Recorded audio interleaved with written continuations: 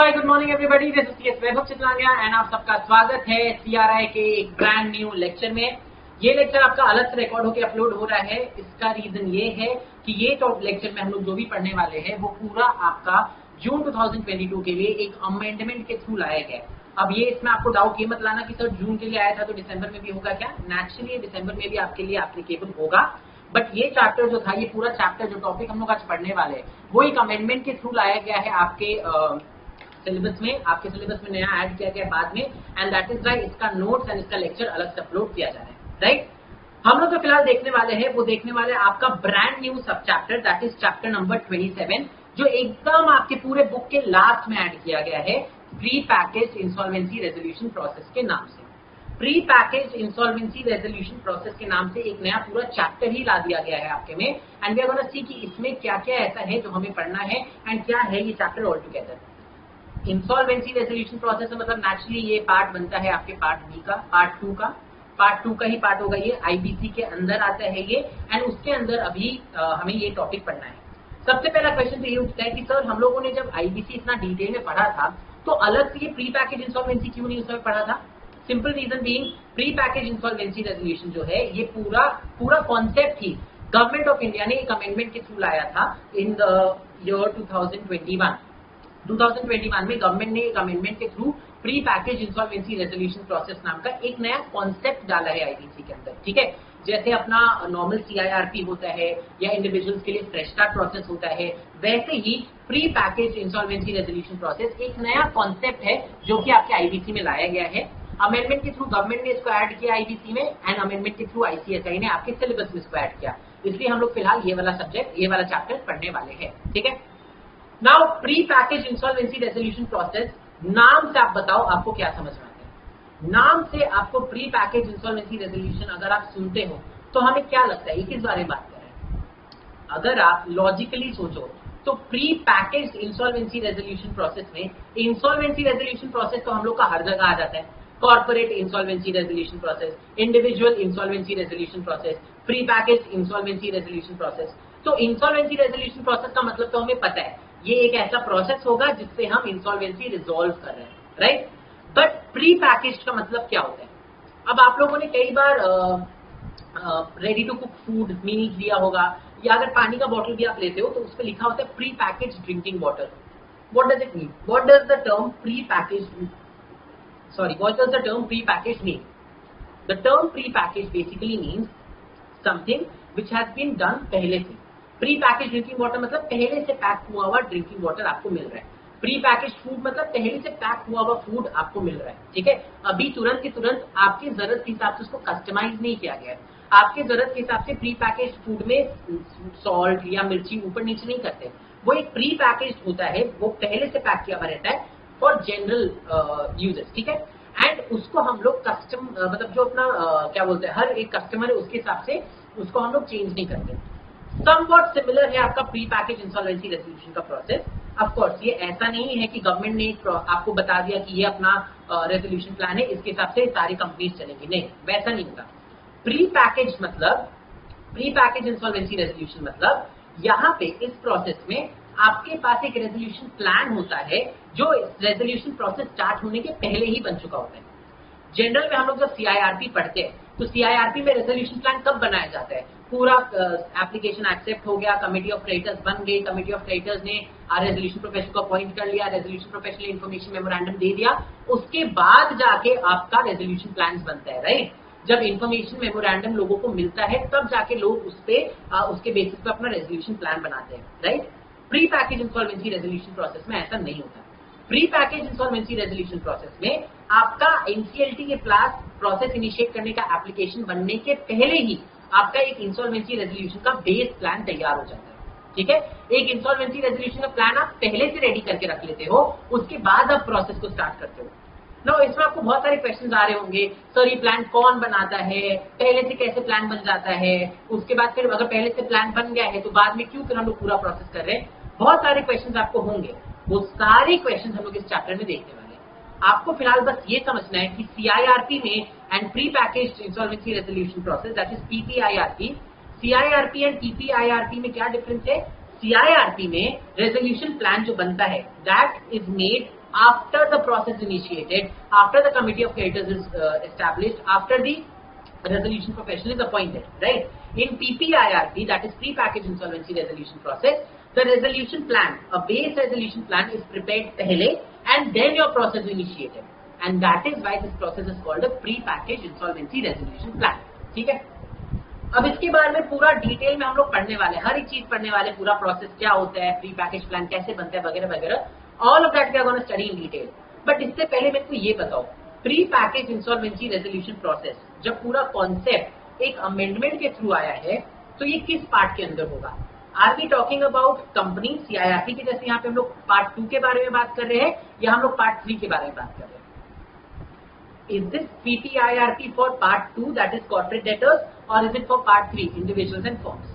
तो हम आपको एकदम लेक्चर के स्टार्टिंग में बताए थे, आपको जितने भी अमेंडमेंट है, जितने भी केस लॉज है, सब अभी केवल पार्ट 2 के ही देखने मिलेंगे. बाय बिकॉज केवल part 2 of IBC has been enacted and enforced, right? केवल पार्ट 2 को ही अभी तक हमने एनफोर्स किया है, और जैसे जैसे एनफोर्स किया वैसे वैसे हमें प्रॉब्लम समझ में आने लगी, एंड प्रॉब्लम समझ में आने लगी तो वैसे वैसे हम अमेंडमेंट्स लाने लगे.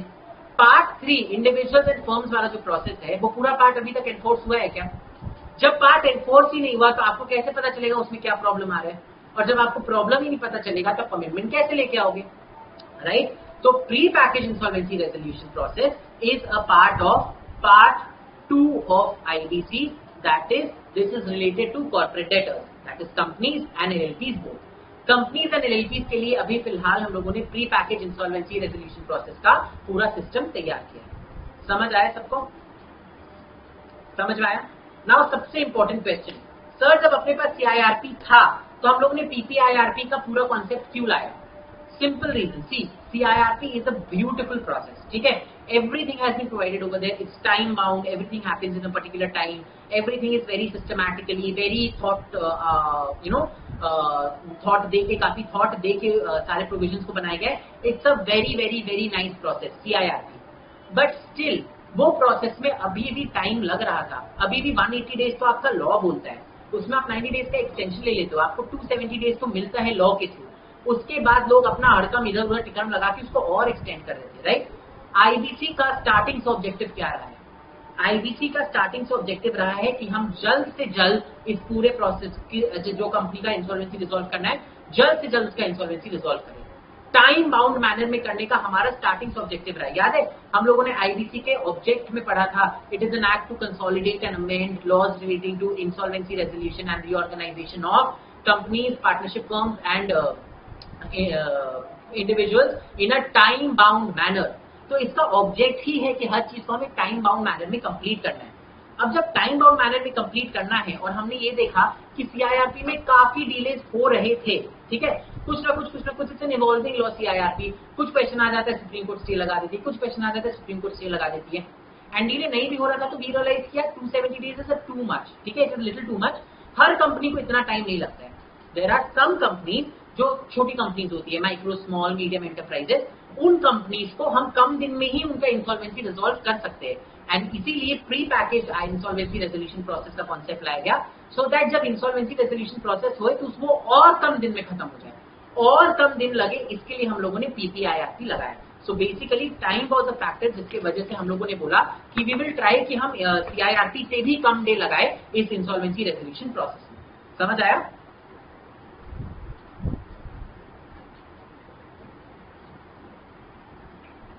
ठीक है? तो नाउ क्या होता है PPIRP? एक वैसा प्रोसेस होता है जहां पे रेजोल्यूशन प्लान पहले से तैयार कर लिया जाता है. क्यों, किसके लिए लाया गया है? पार्ट 2 में आए हैं तो कॉर्पोरेट डेटर्स के लिए, that is companies and LLPs के लिए लाया गया है. क्यों लाया गया है? ताकि और जल्दी से हमारा इंसॉल्वेंसी रेजोल्यूशन प्रोसेस कंप्लीट हो जाए, राइट? ये चीज हम लोगों ने समझ ली कि चलो PPIRP क्यों लाया गया है, किस लिए लाया गया है, किसके लिए लाया गया है, ठीक है? अब हम लोग इसका डिटेल में पढ़ना स्टार्ट करते हैं, ठीक है? प्री पैक क्या होता है? It's a restructuring plan which is agreed by the debtor and creditors prior to insolvency filing. इससे पहले कि आप एप्लीकेशन फाइल करो NCLT के पास, पहले ही हम लोग अग्री कर लेते हैं अपॉन अ बेस प्लान, ठीक है? एंड देन बस बाद में क्या करना है? बाद में बस कोर्ट के पास लेके जाना है ऑन एन एक्सपेडिटेड बेसिस. एकदम फटाक से हमें कोर्ट के पास लेके जाना है, कोर्ट अप्रूव कर देगा, हमारा प्रोसेस कंप्लीट हो गया, राइट? नाउ ये डिट्टो ऐसे का ऐसा बाहर कई सारी कंट्रीज में यूज होता है। ऐसा नहीं कि इंडिया ने पहली बार ये कॉन्सेप्ट लाया है, यूके यूएस ये सब जगह ये कॉन्सेप्ट पहले से है। इंडिया ने इस कॉन्सेप्ट को अडॉप्ट किया है लेकिन विद सर्टेन चेंजेस। जैसे pre pack in the international arena means पहले ही डेटर एंड क्रेडिटर मिलकर डिसाइड कर लेते हैं, एप्लीकेशन फाइल करते हैं एनसीएलटी के पास एंड तुरंत रेजोल्यूशन प्लान दे देते हैं अपना फॉर अप्रूवल। इंडिया में वैसा नहीं होता। इंडिया में हम लोगों ने उसका थोड़ा सा पार्ट लिया है कि पहले से डेटर अपना प्लान बना लेगा लेकिन क्रेडिटर का अप्रूवल हम लोग बाद में ही लेते हैं। ठीक है, अभी जब हम लोग आगे जाके प्रोसेस पढ़ेंगे ना तो आपको समझ में आएगा।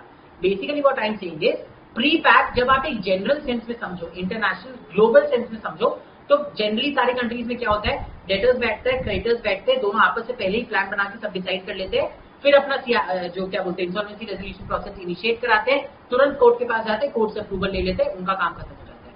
इंडिया में ऐसा नहीं होता। इंडिया में क्या होता है, डेटर पहले अपना प्लान बनाता है, फिर वो एप्लीकेशन फाइल करता है फॉर सीआईआरपी, फिर एप्लीकेशन एक्सेप्ट होता है, फिर कमिटी ऑफ क्रेडिटर्स बनती है, फिर कमिटी ऑफ क्रेडिटर्स वो प्लान को देखते हैं एंड देन वो लोग जाके एनसीएलटी के पास अप्रूवल के लिए भेजते हैं। ठीक है, तो हम लोगों ने यहाँ पे इंडिया में जब अडॉप्ट किया तो हम लोगों ने थोड़ा सा चेंज कर दिया। हम लोगों ने बोला नहीं, पहले ही डेटर एंड क्रेडिटर साथ मिलकर प्लान नहीं बनाएंगे, डेटर तुम अलग से अपना प्लान बनाओ, एक बार तुम्हारा प्लान बन जाएगा तब हम लोग तुम्हारा प्रोसेस स्टार्ट करेंगे और क्रेडिटर्स के पास वो प्लान बाद में जाएगा। ठीक है, क्यों जाएगा यू विल अंडरस्टैंड आगे जाके, बट ये याद रखना ग्लोबल सेंस में it means that creditors and debtors साथ में मिलकर पहले से ही प्लान डिसाइड कर लेते हैं, but in Indian sense it means that India में only the debtor makes the plan पहले and the creditors look into the plan after the process has begun। ठीक है, हाँ क्यों लाया गया, बिकॉज सीआईआरपी टाइम कंज्यूमिंग था। ऑफ कोर्स उतना टाइम कंज्यूमिंग नहीं था जितना अपना सीका लेता था, सिक इंडस्ट्रियल कंपनीज एक्ट के अंदर जितना टाइम लगता था उतना नहीं था, बट स्टिल टाइम तो लग ही रहा था ना, 1-1.5 साल तो कहीं पे भी नहीं लगता था, पता ही नहीं चलता था, 1-1.5 साल लग जाता था। IBBI has always wanted कम से कम टाइम लगे, तो हम लोगों ने PPIRP का कॉन्सेप्ट लाया सो दैट और कम टाइम में हम ये पूरा इंसॉल्वेंसी रेजोल्यूशन कर सके। ठीक है, नाउ PPIRP कहाँ डाला गया है, आपका PPIRP सेक्शन 54A से लेकर सेक्शन 54P के अंदर डाला गया है। अलग से आपको अलग से सेक्शन भी बनाए गए हैं, 54 के बाद 54A से लेकर 54P डाल दिया गया जिसमें पूरा PPIRP के बारे में बताया गया। इसके साथ साथ ही एक रेगुलेशन बनाया गया IBBI PPIRP regulations 2021। So section 54A to 54P red with IBBI PPIRP regulations 2021, ये मिला के आपका पूरा PPIRP का पूरा प्रोसेस समझ में आता है। क्लियर हुआ गाइस?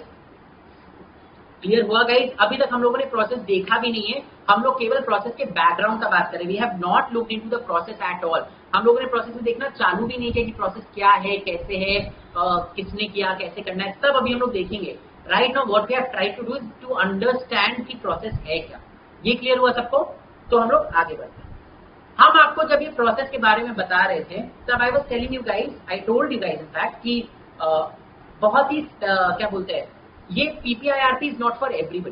राइट, हम आपको क्या बोले थे, PPIRP क्यों लाया गया, बिकॉज IBBI रियलाइज कि देखो बड़ी बड़ी जो कंपनीज है उनके लिए टाइम लगाना इज ओके, हम लोग हर चीज में हड़बड़ी नहीं, टाइम बाउंड मैनर करके हर चीज को हड़बड़ी में नहीं निपटा सकते। It is something which is in which a lot of money is involve. Right, companies का जब CIRP होता है या इंसॉल्वेंसी रेजोल्यूशन प्रोसेस होता है उसमें बहुत पैसा इन्वॉल्व होता है, तो आप टाइम को ध्यान में रख रहे हो एक हाथ में, बहुत अच्छी बात है, बट टाइम के चक्कर में ऐसा प्रोसेस मत बता देना कि जिसमें आपका क्या बोलते हैं कोई सेफगार्ड ही ना बचे, कुछ ना बचे और लोग कुछ भी करने लगे। राइट, तो हम लोगों ने ये रियलाइज किया CIRP में बहुत अच्छा बैलेंस है of time and consideration for everything, बहुत अच्छा बैलेंस है। तो जो बड़ी बड़ी कंपनीज है उसको हम लोग CIRP से इधर नहीं आने देंगे। ठीक है, PPIRP में जहां पे हम टाइम को और कंस्ट्रिक्ट कर रहे हैं, PPIRP में हम लोगों ने उन्हीं लोगों को एलिजिबल किया है जो हमें लगता है कि जिनका volume of the process will not be बहुत ज्यादा। ठीक है, अब जैसे मान लो जेट एयरवेज का करोड़ों का हुआ था रेजोल्यूशन। राइट, अब जेट एयरवेज का करोड़ों का रेजोल्यूशन अगर हम आपको बोले कि प्री पैकेज IRP में कम टाइम के अंदर कर लो, क्या पॉसिबल होता? बड़ी बड़ी कंपनी जिसमें करोड़ों करोड़ रुपए फंसे हुए हैं उनका अब हम बोलेंगे जल्दी जल्दी करो जल्दी जल्दी करो, तो यार हड़बड़ी का काम गड़बड़ी का काम होता है। राइट, तो हमें हड़बड़ी करना है लेकिन हमें गड़बड़ी नहीं करना। तो यहाँ पे IBBI ने डिसाइड किया हम लोग PPIRP का कॉन्सेप्ट लाएंगे, but we will not allow everybody to come here, we will allow only small companies, micro medium and small enterprises to come into it. ठीक है, वाई? बिकॉज उनका वॉल्यूम बहुत ज्यादा नहीं होता है, उनमें जो पैसा इन्वॉल्व होता है वो बहुत ज्यादा नहीं होता है। आज ही कोई स्मॉल एंटरप्राइज होगी और अगर जेट एयरवेज होगा, दोनों का जो पैसा इन्वॉल्व है उसमें जमीन आसमान का डिफरेंस होता है, राइट? तो we didn't want a lot of money to get at stake, तो हम लोगों ने बोला कि हम कुछ एलिजिबिलिटी क्राइटेरिया लगाएंगे। Only those companies which fulfil this eligibility criteria, वही कंपनीज पीपीआईआरपी में आ सकती है। अगर आप ये एलिजिबिलिटी क्राइटेरिया फुलफिल नहीं करते हो तो आपको सीआईआरपी में ही जाना पड़ेगा कंपल्सरी। समझ में आया? तो पीपीआईआरपी में अगर आप सोचो कि वाओ पीपीआईआरपी और कम टाइम में हो जाएगा, चलो हम जब सीएस बनेंगे तो पीपीआईआरपी ही कराएंगे। गाइस पहले हम आपको बता दे रहे हैं, एवरी कंपनी, ऐसा नहीं होता कि all the company, every company is eligible to come into PPIRP, ऐसा नहीं होता है। ओनली वेरी स्पेसिफिक कंपनीज जिसके जो ये सारी eligibility criteria given under section 54A को फुलफिल करती है, वही कंपनी पीपीआईआरपी में आ सकती है। उनके अलावा और कोई कंपनी पीपीआईआरपी में नहीं आ सकती। समझ में आया? This is important from the examination point of view. ध्यान से सुनिएगा क्या क्या एलिजिबिलिटी क्राइटेरिया, ठीक है? सबसे पहले, only those companies which come with in the definition of micro, medium and small enterprise under the MSME development act, वही कंपनीज पीपीआईआरपी में आ सकती है। Micro, small and medium enterprise development act के अंदर जो कंपनीज माइक्रो, स्मॉल या medium enterprise के डेफिनेशन में फिट होती है, वही कंपनी पीपीआईआरपी के बारे में सोच सकती है। अगर आप उससे फिट ही नहीं होते, आप उससे बड़ी कंपनी हो, तो आप सोच भी नहीं सकते पीपीआईआरपी के लिए, यू आर नॉट एलिजिबल होंगे, ठीक है? सो मान लो आपके पास अगर कोई कंपनी एक्स आती है और बोलती है कि मेरे को बताओ, मेरे को आपकी कंपनी में, मेरे को अपनी कंपनी का इंसॉल्वेंसी रेजोल्यूशन कराना है, हम सीआईआरपी कराएं या पीपीआईआरपी कराएं? तो पहली चीज आप क्या चेक करोगे? पहली चीज आप चेक करोगे कंपनी एक माइक्रो, मीडियम या स्मॉल एंटरप्राइज है कि नहीं। अगर कंपनी एक माइक्रो, मीडियम या स्मॉल एंटरप्राइज नहीं होती है तो आप सीधा बोलोगे भाई तुम्हारे पास ऑप्शन ही नहीं है, तुमको सीआईआरपी ही कराना होगा। बट अगर वो इसके डेफिनेशन में आ जाती है, तब आप बोल सकते हो कि हाँ, अब हम लोग एलिजिबल हो सकते हैं फॉर पीपीआईआरपी, प्रोवाइडेड हम ये सारे एलिजिबिलिटी क्राइटेरिया भी फुलफिल करें। सो द फर्स्ट थिंग जो आपको चेक करना है, वो चेक करना है कि क्या आपकी जो कंपनी है वो micro, medium and small enterprise है कि नहीं है। अगर वो माइक्रो, मीडियम, स्मॉल एंटरप्राइज है, तब फिर हम ये बाकी एलिजिबिलिटी क्राइटेरिया चेक करते हैं। अगर वो कंपनी सारी एलिजिबिलिटी क्राइटेरिया फुलफिल करती है, तभी वो कंपनी पीपीआईआरपी में आ सकती है। अगर इनमें से कोई भी एक क्राइटेरिया फुलफिल नहीं हुआ, you will have to go into CIRP. समझ आया? तो first criteria, you have to be a micro, small और मीडियम एंटरप्राइज। सेकेंड, पिछले 3 इयर्स में, in the past 3 years, not 12 month, guys याद रखिएगा, in the past 3 years you should not have undergone under any PPIRP और CIRP। आपकी company का पिछले 3 साल के अंदर कोई भी PPIRP या CIRP नहीं हुआ होना चाहिए, ठीक है?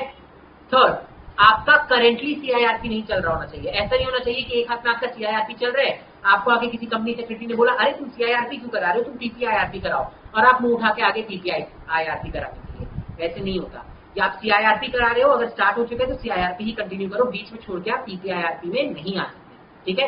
नेक्स्ट, आपके अगेंस्ट कोई भी लिक्विडेशन ऑर्डर पास नहीं होना चाहिए, ठीक है? ये बेसिक है, जो अपना सीआईआरपी के दौरान भी ये सारे कंडीशंस आपको देखने होते हैं, यहाँ पे भी देखना होता है, ठीक है? तो first, micro, small and medium enterprise होना चाहिए। सेकेंडली, पिछले 3 साल में कोई भी पीपीआईआरपी या सीआईआरपी आपका नहीं हुआ होना चाहिए। थर्ड, आपका करेंटली कोई सीआईआरपी नहीं चल रहा होना चाहिए। फोर्थ, आपके अगेंस्ट कोई लिक्विडेशन ऑर्डर नहीं होना चाहिए। फिफ्थ, सेक्शन 29A के अंदर, सेक्शन 29A क्या है?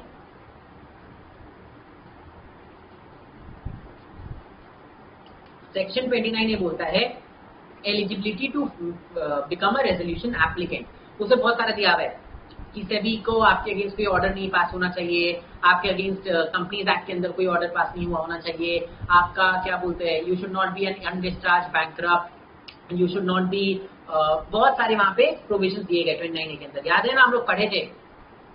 आपके पास कोई भी ऐसा, आपके ग्रुप कंपनीज में किसी का भी एनपीए नहीं होना चाहिए, और on the date of filing उस एनपीए को 1 साल से पुराना नहीं होना चाहिए, राइट? तो ये सारे क्राइटेरिया जो सेक्शन 29A के अंदर दिया गया है, you have to fulfil all that also. आपको सेक्शन 29A का सारा क्राइटेरिया फुलफिल भी करना होगा। अगर उसमें भी कोई भी एक क्राइटेरिया रह जाता है, आप पीपीआईआरपी में नहीं आ सकते। समझ में आया? नेक्स्ट, आपका कोई भी रिलेटेड पार्टी या आप, अच्छा नहीं, ये नहीं, ठीक है? तो इतना यहां तक आपको समझ में आया क्या क्या एलिजिबिलिटी क्राइटेरिया है। First, you should be a micro, small and medium enterprise. Secondly पिछले 3 साल के अंदर आपका कोई भी पीपीआईआरपी या सीआईआरपी कंप्लीट नहीं हुआ होना चाहिए। थर्ड, करेंटली आपका कोई सीआईआरपी नहीं चल रहा होना चाहिए। फोर्थ, आपके अगेंस्ट कोई लिक्विडेशन ऑर्डर पास नहीं होना चाहिए। एंड फिफ्थ, आप सेक्शन 29A के सारे एलिजिबिलिटी क्राइटेरिया को फुलफिल कर रहे हो। ठीक है, अगर ये सब आप फुलफिल कर लिए हो तब फिर आपको अपने फाइनेंशियल क्रेडिटर्स जितने हैं उनको बुला के एक रेजोल्यूशन प्रोफेशनल का नाम उनसे लेना है, जिनको भी वो करते क्या बोलते हैं जिनको भी प्रपोज करे कि हाँ इस इंसान को मेरा रेजोल्यूशन प्रोफेशनल बना दो। ठीक है, 66% लोग जो है, at least 66% of people should approve this resolution professional. ठीक है, ऐसा नहीं होगा कि आपके पास 5 बैंक का 20%, मान लो 5 बैंक से आपने लोन ले रखा है इक्वल अमाउंट का, तो पांचों बैंक में 20% गेट है आपका।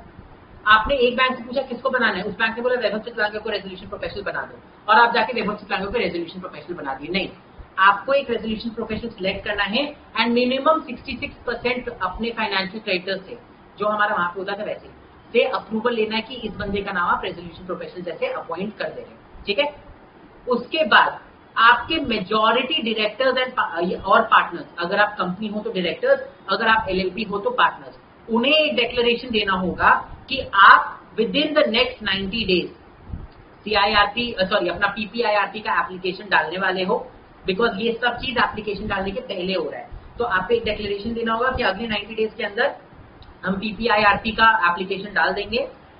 हम पीपीआईआरपी इनिशिएट नहीं कर रहे टू डिफ्रॉड एनीबडी, ये प्रोसेस जो हो रहा है this is not being done to defraud anybody. And last, हम लोगों ने उस उस रेजोल्यूशन प्रोफेशनल को अपॉइंट कर दिया। ठीक है, हम लोगों ने उस रेजोल्यूशन प्रोफेशनल को अपॉइंट कर दिया है। यहाँ पे resolution professional you have to appoint before you file the application. Application file करने के पहले ही आपको रेजोल्यूशन प्रोफेशनल को अपॉइंट कर देना पड़ता है। क्यों, वो हम लोग आगे पढ़ेंगे, बस याद रखना पीपीआईआरपी में एक रेजोल्यूशन प्रोफेशनल पहले ही अपॉइंट हो जाता है। ठीक है, तो क्या प्रोसेस अभी तक हम लोगों ने पढ़ा, आपने पहले चेक किया माइक्रो स्मॉल मीडियम है कि नहीं, इंसॉल्वेंसी रेजोल्यूशन सीआईआरपी नहीं चल रहा है, लिक्विडेशन ऑर्डर पास किया हुआ है कि नहीं, सेक्शन 29 इनका साला एलिजिबिलिटी है कि नहीं, वो सब चीज चेक किया। उसके बाद आप अपने फाइनेंशियल क्रेडिटर्स के पास जाओगे और उनको बोलोगे प्लीज तुम लोग एक नाम सजेस्ट करो एक रेजोल्यूशन प्रोफेशनल का। वो लोग जो नाम सजेस्ट करेंगे आपको मेक श्योर करना है कि एटलीस्ट 66% फाइनेंशियल क्रेडिटर्स अग्री करते हैं उस चीज से। ठीक है, फिर आप डायरेक्टर्स के पास जाओगे, डायरेक्टर से उस रेजोल्यूशन प्रोफेशनल को आप अपॉइंट करवाओगे एंड फिर डायरेक्टर से एक डिक्लेरेशन लोगे कि क्या बोलते हैं 90 डेज के अंदर वो लोग एप्लीकेशन फाइल कर देंगे। ये किसी को भी डिफ्रॉड करने के लिए प्रोसेस स्टार्ट नहीं किया जा रहा है एंड रेजोल्यूशन प्रोफेशनल अपॉइंट हो गया। ठीक है, डायरेक्टर से ये डिक्लेरेशन लेने के बाद आप अपने मेंबर्स से एक स्पेशल रेजोल्यूशन पास करवाओगे। आप अपने मेंबर्स को बुलाओगे और उनको भी बताओगे कि देखो हम लोग पीपीआईआरपी में जाने का सोच रहे, एक स्पेशल रेजोल्यूशन पास करा दो। समझ में आया? एंड देन आप अपने फाइनेंशियल क्रेडिटर्स से एक अप्रूवल लोगे 66% के साथ कि देखो हम लोग ये एप्लीकेशन फाइल कर रहे हैं, आप लोग अपना अपना अप्रूवल दे दो। पहले ही आप directors, share holders and creditors, आपको इन तीनों का अप्रूवल लेना होता है before you file this application. इन तीनों का अप्रूवल आपको लेना होता है कि देखो हम लोग ये एप्लीकेशन फाइल कर रहे हैं, प्लीज आप लोग अपना अपना अप्रूवल दो। समझ में आया? पीपीआईआरपी का एप्लीकेशन केवल कॉर्पोरेट डेटर खुद से फाइल कर सकता है। पीपीआईआरपी के लिए एप्लीकेशन क्रेडिटर्स फाइल नहीं करते, वो डेटर खुद से ही फाइल करता है। लेकिन एप्लीकेशन फाइल करने के पहले आपको अपने डायरेक्टर से एक डिक्लेरेशन लेना होगा, आपको अपने मेंबर्स से स्पेशल रेजोल्यूशन पास कराना होगा और आपको अपने फाइनेंशियल क्रेडिटर्स के 66% वोट्स के साथ एक रेजोल्यूशन पास कराना होगा, तभी आप एप्लीकेशन फाइल कर सकते हैं। समझ में आया? इतना इजी नहीं होता है पीपीआईआरपी इनिशिएट कराना। ठीक है, एक बार वापस देखते हैं क्या क्या एलिजिबिलिटी क्राइटेरिया है। First, you have to be a micro small और मीडियम एंटरप्राइज। सेकंड, पिछले 3 साल में आपका सीआईआरपी या पीपीआईआरपी नहीं हुआ होना चाहिए। थर्ड, करेंटली आपका सीआईआरपी नहीं चल रहा होना चाहिए। फोर्थ, आपके अगेंस्ट लिक्विडेशन ऑर्डर पास नहीं हुआ होना चाहिए। एंड फिफ्थ, आप सेक्शन 29A के सारे एलिजिबिलिटी क्राइटेरिया को फुलफिल कर रहे हो। एक बार आपके ये सारा एलिजिबिलिटी क्राइटेरिया फुलफिल हो जाता है तो आप अपने फाइनेंशियल क्रेडिटर्स के पास जाओगे, बोलोगे देखो ब्रो एक रेजोल्यूशन प्रोफेशनल का नाम सजेस्ट करो। वो लोग जो नाम सजेस्ट करेंगे वो आप 66% फाइनेंशियल क्रेडिटर्स से अप्रूवल उसका लेके आओगे। ठीक है, फिर आप डायरेक्टर्स के पास जाओगे, डायरेक्टर से अप्रूवल लोगे। क्या चीज का अप्रूवल? डिक्लेरेशन लोगे। क्या चीज का डिक्लेरेशन देते डायरेक्टर्स कि देखो अगले 90 डेज के अंदर, क्योंकि टाइम लगेगा ना, इसके बाद आपको शेयर होल्डर्स का अप्रूवल लेना है, फाइनेंशियल क्रेडिटर्स का अप्रूवल लेना है, तो आप डायरेक्टर्स को 90 डेज का टाइम देते हो। डायरेक्टर्स डिक्लेयर करेंगे 90 डेज के अंदर हम एप्लीकेशन जमा कर देंगे। ये हम लोग प्रोसेस स्टार्ट नहीं कर रहे to defraud anybody, this is not being done to defraud anybody. And third, हम लोग ने इस पर्टिकुलर इंसॉल्वेंसी प्रोफेशनल को अपना रेजोल्यूशन प्रोफेशनल जैसे अपॉइंट कर दिया है। फाइनेंशियल क्रेडिटर्स ने जिसको बोला था हमने उसको अपॉइंट कर दिया है। इसके बाद आप अपने शेयर होल्डर्स की एक्स्ट्राऑर्डिनरी जनरल मीटिंग बुलाते हो, वहां पे आप शेयर होल्डर्स से उनका अप्रूवल लेते हो एंड उसके बाद आप अपने फाइनेंशियल क्रेडिटर्स को बुलाते हो एंड उनसे आप अप्रूवल लेते हो। ये सारा चीज करने के बाद ही आप पीपीआईआरटी का एप्लीकेशन फाइल कर सकते हो। ये सब में से एक भी स्टेप अगर आपने स्किप कर दिया then you become ineligible to file an application for PPIRT. All these steps you have to take, अपना एलिजिबिलिटी डिक्लेरेशन, फाइनेंशियल क्रेडिटर से रेजोल्यूशन प्रोफेशनल, फाइनेंशियल क्रेडिटर से अप्रूवल, शेयर होल्डर से अप्रूवल, ये सब चीज आपको लेना पड़ेगा, तभी जाके आप पीपीआईआरटी का एप्लीकेशन फाइल कर सकते हो, नहीं तो आप पीपीआईआरटी का एप्लीकेशन फाइल नहीं कर सकते। समझ आया गाइस? ठीक है, so this is the eligibility criteria for initiative for filing an application of PPIRT. ये आपका एलिजिबिलिटी क्राइटेरिया है, this is important from the examination point of view. ठीक है, इसे बस एक चीज याद रखिएगा गाइस, जब भी आप अपने क्रेडिटर्स, फाइनेंशियल क्रेडिटर्स का भी अप्रूवल लेना पड़ता है ना बिफोर फाइलिंग द एप्लीकेशन, तो जब आप अपने फाइनेंशियल क्रेडिटर्स को अप्रूवल के लिए बुलाओगे, जब उनको आप नोटिस भेजोगे कि प्लीज आप लोग आके अपना अप्रूवल दो, तो साथ ही साथ आपको उनको डायरेक्टर्स का डिक्लेरेशन देना पड़ेगा, स्पेशल रेजोल्यूशन जो पास किया मेंबर्स ने वो देना पड़ेगा एंड बेस्ड रेजोल्यूशन प्लान देना पड़ेगा। बेस्ड रेजोल्यूशन प्लान क्या होता है ये हम लोग आगे डिस्कस करेंगे। ठीक है, ये तीन चीज आप देते हो अपने फाइनेंशियल क्रेडिटर्स को, तभी आप उनसे उनका अप्रूवल मंगा सकते हो। It's just like special resolution जब आप देते हो तो आपको एक एक्सप्लेनेटरी स्टेटमेंट देना पड़ता है ना लोगों को। स्पेशल रेजोल्यूशन जब आप पास कराते हो तो आपको अपने शेयर होल्डर्स को एक्सप्लेनेटरी स्टेटमेंट देना पड़ता है ना, वैसे ही जब आप फाइनेंशियल क्रेडिटर्स को बुला रहे हो to get their approval for filing an application for PPIRT, तब आप उनको भी ये सारे डॉक्यूमेंट्स देते हो। समझा सबको? ठीक है, इतना चीज करने के बाद you become eligible to file the application for PPIRT. ठीक है ना, हम लोग को पूरा प्रोसेस पढ़ेंगे एप्लीकेशन वगैरह फाइल करने का, बट गाइस एक चीज समझना बहुत इजी है, सीआईआरटी में रेजोल्यूशन प्रोफेशनल बाद में अपॉइंट होता है, इंडिविजुअल के आईआरटी में रेजोल्यूशन प्रोफेशनल बाद में अपॉइंट होता है। तो पीपीआईआरटी में pre package insolvency resolution process में आप रेजोल्यूशन प्रोफेशनल को पहले से अपॉइंट क्यों कर रहे हो? क्या काम है? ऑफ कोर्स कुछ ड्यूटीज होगा तभी आप उसको अपॉइंट कर रहे हो। सो रेजोल्यूशन प्रोफेशनल का बहुत इंपॉर्टेंट काम होता है, जिसके वजह से उसे हम एप्लीकेशन फाइल करने के भी पहले अपॉइंट कर देते हैं। Resolution professional has to prepare a report. ठीक है, कि वन पहला रिपोर्ट में ये लिखना होता है कि क्या ये बंदा जो कॉर्पोरेट डेटर है वो पूरा सेक्शन 54A के एलिजिबिलिटी क्राइटेरिया को फुलफिल कर रहा है कि नहीं, एंड सेकेंडली उसने जो बेस्ड रेजोल्यूशन प्लान बनाया है वो आईबीसी के सारे रिक्वायरमेंट से कंप्लाई करता है कि नहीं, एंड जितने भी रेलेवेंट डॉक्यूमेंट्स है वो उसको जमा करना पड़ता है विद आईबीसीआई। समझ में आया? समझ में आया सबको? ठीक है, तो आपने फाइनेंशियल क्रेडिटर्स के बोलने पे आपने रेजोल्यूशन प्रोफेशनल को अपॉइंट कर दिया। नाउ रेजोल्यूशन प्रोफेशनल पहले एक रिपोर्ट बनाएगा कि आप एलिजिबल हो कि नहीं हो एप्लीकेशन फाइल करने के लिए। ठीक है, वो अपना रिपोर्ट बनाएगा। उसके साथ साथ आप जो बेस्ड रेजोल्यूशन प्लान तैयार करते हो वो रेजोल्यूशन प्लान देख के बताएगा कि इसमें सारे लॉ से रिलेटेड पॉइंट्स है कि नहीं। वो अपने रिपोर्ट को रेडी करेगा और उसमें सारे डॉक्यूमेंट्स अटैच करेगा। आप जब भी एप्लीकेशन फाइल करोगे एप्लीकेशन के साथ ही रिपोर्ट जाता है टू एनसीएलटी एंड तब एनसीएलटी डिसाइड करती है कि आपका एप्लीकेशन एक्सेप्ट करना है कि नहीं। जैसे इंडिविजुअल इंसॉल्वेंसी में फ्रेश स्टार्ट प्रोसेस में होता था ना, fresh start in fact for that matter individual insolvency में भी होता था, पहले रेजोल्यूशन प्रोफेशनल अपॉइंट कर देते हैं। यस, इंडिविजुअली पहले करते हैं ना अपने अपॉइंट, तब आप एप्लीकेशन फाइल करते हो, फिर रेजोल्यूशन प्रोफेशनल एक रिपोर्ट बनाता है, उसके रिपोर्ट के बेसिस में डीआरटी बोलता है कि एक्सेप्ट करना है कि नहीं। सेम वे यहाँ पे भी एप्लीकेशन फाइल करने के पहले रेजोल्यूशन प्रोफेशनल बना दिया जाता है। वो आपके एप्लीकेशन का पूरा एक रिपोर्ट प्रिपेयर करेगा, वो देखेगा कि आप एलिजिबल हो कि नहीं, उसके ऊपर रिपोर्ट प्रिपेयर करेगा, आपके बेस्ड रेजोल्यूशन प्लान के ऊपर रिपोर्ट प्रिपेयर करेगा एंड वो रिपोर्ट को भेजेगा एनसीएलटी के पास। एनसीएलटी उसके रिपोर्ट के बेसिस में आपका एप्लीकेशन एक्सेप्ट करेगी या रिजेक्ट करेगी। समझ आया? So the appointment of resolution professional before filing the application is very necessary, because अगर आप रेजोल्यूशन प्रोफेशनल अपॉइंट ही नहीं करोगे तो रिपोर्ट नहीं बन पाएगा। ठीक है, सबको समझ में आया? By resolution professional is appointed before filing the application. जैसे पार्ट 3 में इंडिविजुअल्स के लिए हम लोग पहले अपॉइंट करते हैं ना, सेम वे यहाँ पे भी सेम कॉन्सेप्ट लाया गया। ठीक है ना, इससे पहले कि हम प्रोसेस स्टार्ट करें एप्लीकेशन फाइल करने के साथ, हमें बेस्ड रेजोल्यूशन प्लान क्या होता है वो समझना बहुत जरूरी है। ना बेस्ड रेजोल्यूशन प्लान क्या होता है ना, it's a pre package insolvency resolution process, right. Pre package में हम आपको क्या बताए, एप्लीकेशन फाइल करने के पहले ही एक रेजोल्यूशन प्लान बन जाता है। लेकिन इंडिया में वो रेजोल्यूशन प्लान केवल डेटर बनाता है। तो base resolution plan is that resolution plan जो कॉर्पोरेट डेटर खुद के लिए बनाते हैं। कॉर्पोरेट डेटर ने खुद के लिए एक रेजोल्यूशन प्लान बनाया कि देखो मेरे को पता है कि मेरा डिफॉल्ट वगैरह होने वाला है, आई एम बिकमिंग इंसॉल्वेंट, मेरा डिफॉल्ट हो गया है, अब मेरा सीआईआरपी कभी भी स्टार्ट हो जाता है, तो बाहर लोगों के रेजोल्यूशन प्लान से बेटर हम खुद ही रेजोल्यूशन प्लान बना लेते हैं।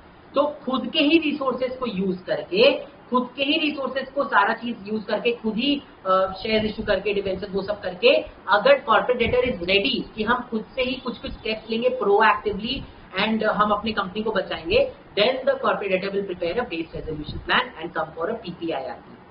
समझ में आया?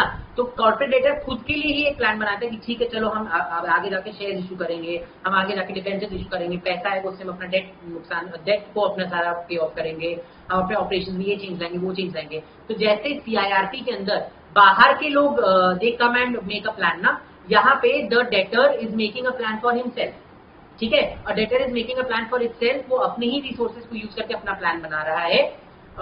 डेटर के पास कोई एक्स्ट्रा पैसा नहीं है, लेकिन डेटर बोल रहा है कि ठीक है हम चीजें इशू करेंगे, हम शेयर इशू करके पैसा उठाएंगे, हम डिवेंचर इशू करके पैसा उठाएंगे, किस तरीके से वो अपना इंसॉल्वेंसी रिजॉल्व करेगा, ये उसको बेस रेजोल्यूशन प्लान में देना पड़ता है।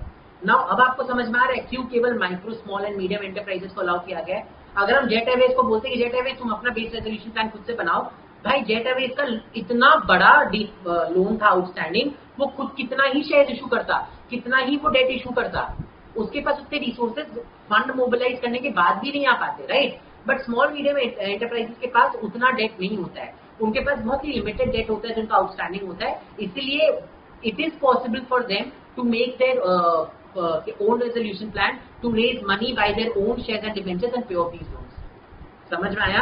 तो डेटर खुद से एक बेस रेजोल्यूशन प्लान बना लेता है पहले, ठीक है, बेस रेजोल्यूशन प्लान बनाएगा, फिर जाके डिक्लेरेशन लेगा, अप्रूवल लेगा वगैरह वगैरह, ठीक है। एक बार बेस रेजोल्यूशन प्लान बन गया, सारा अप्रूवल आपने ले लिया, तब आप अब तैयार हो कि अब हमें एप्लीकेशन फाइल करना है, ठीक है। Base resolution plan check, eligibility criteria check, declaration from directors check, appointment of resolution professional check, approval from members check, special resolution के through, approval from financial creditors check, report of resolution professional check, ये सारा चीज check होने के बाद आप application के लिए रेडी हो जाते हो। यहां तक समझा सबको?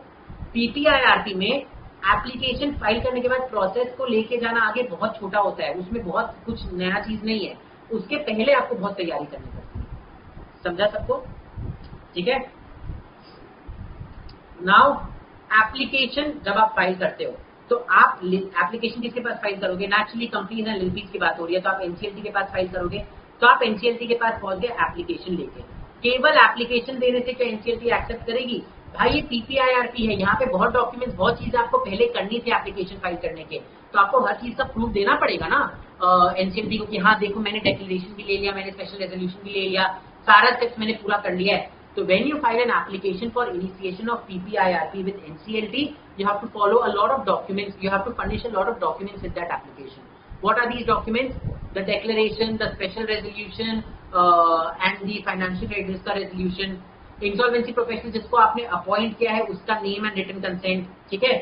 आपको एक और डिक्लेरेशन देना पड़ता है कि आपके पास कोई भी fraudulent transaction, under value transaction, वो सब टाइप के ट्रांजैक्शन आपकी कंपनी में नहीं किया है।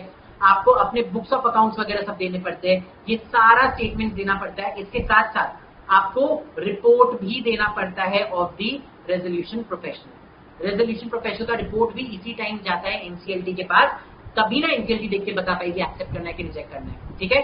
तो आप एक बार जब एप्लीकेशन फाइल करते हो फॉर इनिशिएशन ऑफ पीपीआईआरपी, कौन एप्लीकेशन फाइल करेगा? Always the corporate debtor, the corporate applicant, always.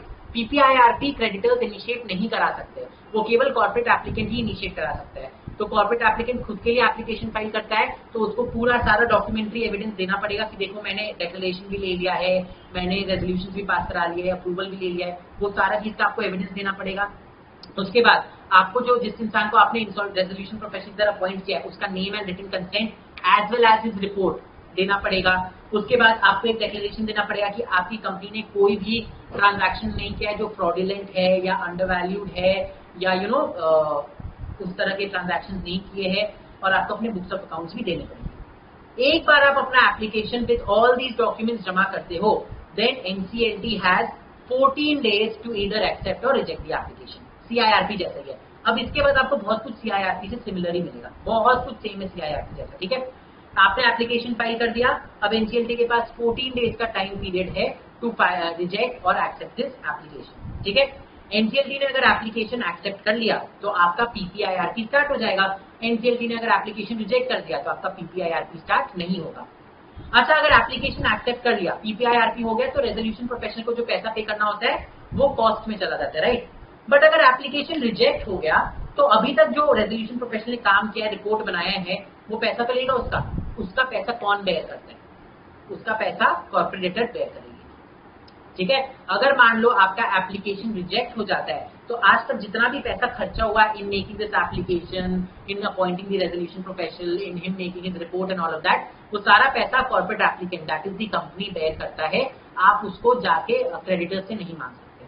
ठीक है, मान लो आपने एप्लीकेशन फाइल किया NCLT के पास, आपके एप्लीकेशन में कुछ कमी है, कोई मिस्टेक है या इट्स इनकम्प्लीट, तो NCLT डायरेक्टली रिजेक्ट नहीं करेगी. NCLT will give you a period of 7 days to rectify that mistake and आपको 7 days के अंदर वो मिस्टेक को रेक्टिफाई करके एप्लीकेशन वापस देना है NCLT को. NCLT विल देन डिसाइड कि आपका एप्लीकेशन एक्सेप्ट होना चाहिए या रिजेक्ट होना चाहिए. एकदम डिट्टो CIRP के जैसे. समझा सबको? ठीक है, इसका हम लोग एक प्रोसेस का चार्ट भी बनाएंगे. ठीक है, तो साथ साथ ही बनाते चलते सो दैट आप लोग को बाद में कंफ्यूजन ना हो. तो अभी तक हम लोगों ने एप्लीकेशन स्टेज तक हम लोग पहुंच गए, तो लेट्स मेक अ चार्ट. ठीक है, ये चार्ट गाइस आप लोग एक पेज में बना के चिपका लेना PPIRP चैप्टर के पहले, सो दैट आप जब भी पढ़ो चार्ट से आपका रिवाइज हो जाए. फर्स्ट स्टेप, बेस प्लान बनाएगा corporate debtor. Corporate debtor will make a base plan. ठीक है, then he will check his eligibility, right. अगर उसको पता चला कि वो एलिजिबल है, then he will get the name of RP of resolution professional from financial creditors. Financial creditors के पास जाके एक नेम लेगा रेजोल्यूशन प्रोफेशनल का. देन रेजोल्यूशन प्रोफेशनल अपॉइंट होगा,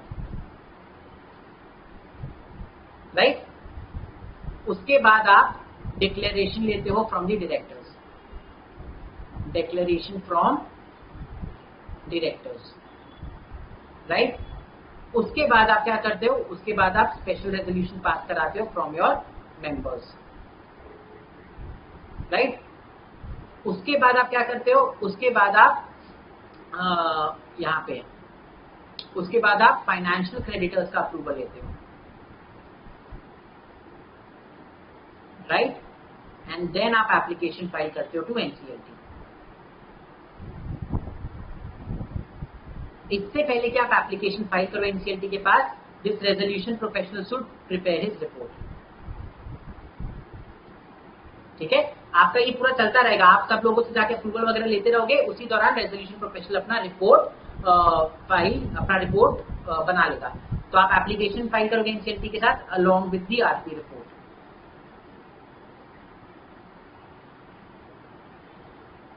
ठीक है, नाउ NCLT के पास कितना दिन का टाइम है? 14 डेज का टाइम है टू इधर एक्सेप्ट और रिजेक्ट. अगर रिजेक्ट कर दी तो बात वहीं खत्म हो गया. अगर NCLT ने आपका एप्लीकेशन रिजेक्ट कर दिया तो बात वहीं खत्म हो गया. अगर एक्सेप्ट किया तो प्रोसेस आगे बढ़ेगा. समझा सबको? अगर NCLT ने आपका वहीं पे रिजेक्ट कर दिया प्लान तो बात वहीं खत्म हो गई. अगर एक्सेप्ट किया तो आपका बात आगे बढ़ेगा. गाइस, वीडियो को यहीं पॉज करके ये चार्ट यहां तक बना लो. इसके बाद हम लोग जैसे जैसे स्टेप्स पढ़ते जाएंगे हम लोग इस चार्ट को अपडेट करते जाएंगे. ठीक है, वीडियो को पॉज करिए एंड ये चार्ट यहां तक बना लीजिए.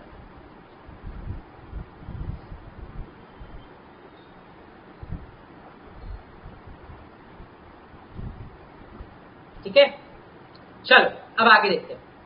आपका एप्लीकेशन अब रिजेक्ट हो गया, मान लो रिजेक्ट हो गया, बात खत्म हो गई. रेजोल्यूशन प्रोफेशनल को उसका पैसा दे दो, वही बात खत्म हो गई.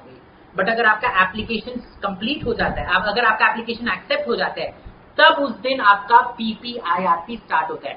रिमेंबर, CIRP में भी there was an initiation date जिस दिन आप एप्लीकेशन फाइल करते हो, and there was an insolvency commencement date जिस दिन आपका एप्लीकेशन एक्सेप्ट होता है. हम कब मानते हैं किस दिन हमारा CIRP स्टार्ट हुआ है? जिस दिन आपका एप्लीकेशन एक्सेप्ट होता है, राइट. सेम वे PPIRP भी आपका उसी दिन स्टार्ट होता है जिस दिन आपका एप्लीकेशन एक्सेप्ट हो जाता है. ठीक है, तो आपका जो टाइम लिमिट है वो भी उसी दिन से काउंट होगा जिस दिन एनसीएलटी आपका एप्लीकेशन एक्सेप्ट कर लेती है। नाउ क्वेश्चन ये उठता है कितना टाइम लिमिट है फॉर पीपीआईआरटी। तो पीपीआईआरटी कंप्लीट करने के लिए आपके पास 120 डेज का टाइम लिमिट होता है, ठीक है, नो एक्सटेंशन। 120 डेज के अंदर आपको अपना पीपीआईआरटी कंप्लीट कर देना है। 120 days from what? 120 days from the pre-package insolvency commencement date, which is nothing but the date on which your application is accepted. जिस दिन एनसीएलटी आपका एप्लीकेशन एक्सेप्ट करती है उस दिन से आपके पास 120 डेज का टाइम होता है टू कंप्लीट द प्रोसेस, ठीक है। नाउ इस प्रोसेस में लास्ट स्टेप होता है जहां पे आप एनसीएलटी के पास जाते हो एप्लीकेशन अपना रेजोल्यूशन प्लान लेकर, NCLT has to approve it. You have to make sure कि एनसीएलटी का अप्रूवल आपके पास 120 डेज के पहले आ जाए। एनसीएलटी को हमने 30 डेज का टाइम दे रखा है कि तुम अपना अप्रूवल देने में 30 डेज का टाइम लगा सकते हो। तो अगर आपको एनसीएलटी का अप्रूवल 120 डेज के अंदर चाहिए तो आपको एनसीएलटी के पास 30 डेज का टाइम है टू गिव द अप्रूवल। तब आपको मिनिमम कितना दिन के अंदर अपना एप्लीकेशन अपना रेजोल्यूशन प्लान एनसीएलटी पास लेके जाना होगा? आपको मिनिमम 90 डेज के अंदर आपका रेजोल्यूशन प्लान एनसीएलटी पास जमा कर देना है, समझा। अगर आप 90th डे पे रेजोल्यूशन प्लान जमा कर रहे हो तब एनसीएलटी 30 दिन आराम से भी लेगी तो भी 120 डेज के अंदर आपको अप्रूवल आ जाएगा। अगर आप 110th डे में जमा कर रहे हो, एनसीएलटी बोलेगी मेरे पास तो 30 दिन का टाइम है, हम 20 दिन बाद बताएंगे आपको, आपका 120 डेज बीच में खत्म हो जाएगा, आपकी कंपनी का पूरा प्रोसेस बर्बाद हो जाएगा, राइट। तो आपके पास टोटल 120 डेज का टाइम होता है, लेकिन आपको एनसीएलटी के पास अपना रेजोल्यूशन प्लान 90 डेज के अंदर ही दे देना है। बाय बिकॉज एडिशनल 30 डेज जो है वो एनसीएलटी को दिया गया है कि एनसीएलटी तुम अपना डिसाइड करने में आराम से टाइम दो, समझा। तो ये 90 डेज के अंदर अंदर you have to complete the process and submit. Last step में आपको पहुंच जाना है एनसीएलटी के पास। एनसीएलटी फिर अपना 30 डेज का टाइम लेता है एंड 120 डेज के अंदर आपको अप्रूवल दे देगा। समझा सबको? समझ में आया सबको? ठीक है। अगर मान लो आपका इतने दिन के अंदर टाइम 90 डेज के अंदर आपका नहीं हो पाता है, ठीक है, तो क्या आप एक्सटेंशन ले सकते हो? नहीं, आपको कोई एक्सटेंशन नहीं मिलेगा। अगर 90 डेज के अंदर आपको कोई भी आपका प्रोसेस कंप्लीट नहीं होता है, आप कहीं पे भी अटक जाते हो, तो directly resolution professional will file an application with NCLT for termination of PPIRP. Directly termination के लिए वो एक एप्लीकेशन फाइल कर देगा because there is no provision for extension. Extension का कोई प्रोविजन नहीं है। अगर एक्सटेंशन का प्रोविजन, अच्छा क्यों नहीं है एक्सटेंशन का प्रोविजन? सिंपल सी बात है ना, हम क्यों पीपीआईआरटी लेके आए? क्योंकि मेरे को और कम टाइम में करना था। अगर हम एक्सटेंशन का प्रोविजन बना देते तो भाई पीपीआईआरटी एंड सीआईआरटी में क्या ही डिफरेंस रह जाता टाइम वाइज? कोई डिफरेंस नहीं रहता, राइट। तो भाई यहाँ अगर आपको ज्यादा टाइम लग रहा है आप सीआईआरटी कराओ ना, कोई प्रॉब्लम नहीं है हमें। अगर आपको कम टाइम में करना है और पीपीआईआरटी करना है तो आपको इतने दिन के अंदर करना होगा, समझा? ठीक है ना। आपका पीरियड ऑफ 120 डेज कब से स्टार्ट होगा? From the date on which your application is accepted. इस दिन से स्टार्ट होता है आपका period of 120 days. This date is called pre package insolvency commencement date. This date is pre package insolvency commencement date. समझा सबको? चलो अब आते हैं आगे। नॉर्मल सीआईआरटी में क्या होता था? सीआईआरटी में जैसे ही आपका एप्लीकेशन एक्सेप्ट हुआ एक मॉरिटोरियम पीरियड लग जाता था, पब्लिक अनाउंसमेंट होता था एंड रेजोल्यूशन प्रोफेशनल अपॉइंट होता था, इंटरिम रेजोल्यूशन प्रोफेशनल अपॉइंट होता था, राइट। यहाँ पे भी आपका जैसे ही आपका एप्लीकेशन एक्सेप्ट होगा आपके ऊपर moratorium period and public announcement कर दिया जाएगा, ठीक है। इंटरिम रेजोल्यूशन प्रोफेशनल अपॉइंट नहीं करते, वाई? बिकॉज रेजोल्यूशन प्रोफेशनल पहले से अपॉइंटेड है। तो हम लोग इंटरिम रेजोल्यूशन प्रोफेशनल का अपॉइंटमेंट का चक्कर नहीं रखे, बाकी आपका मॉरिटोरियम एंड पब्लिक अनाउंसमेंट हो जाएगा।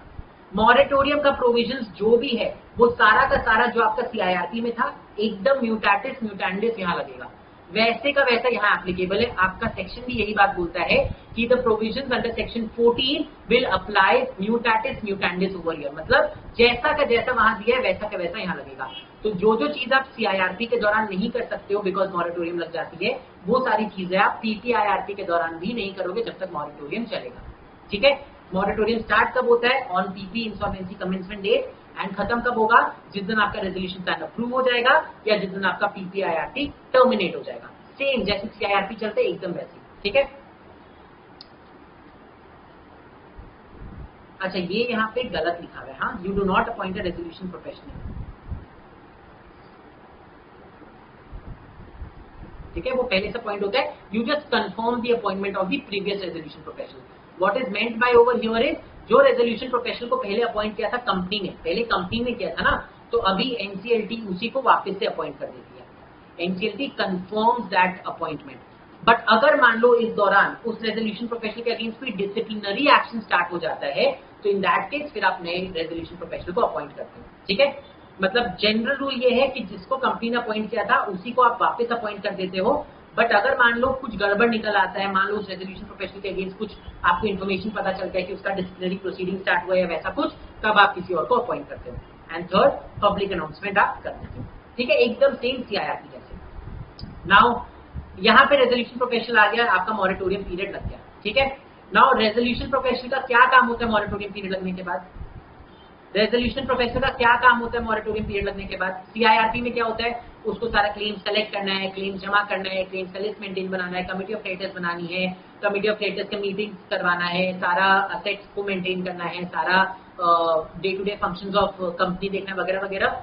सेम ड्यूटीज रेजोल्यूशन प्रोफेशनल का यहाँ पे भी होता है। सी, उसको लिस्ट ऑफ क्लेम्स जो आया है, कॉर्पोरेट कंपनी खुद देता है लिस्ट ऑफ क्लेम्स।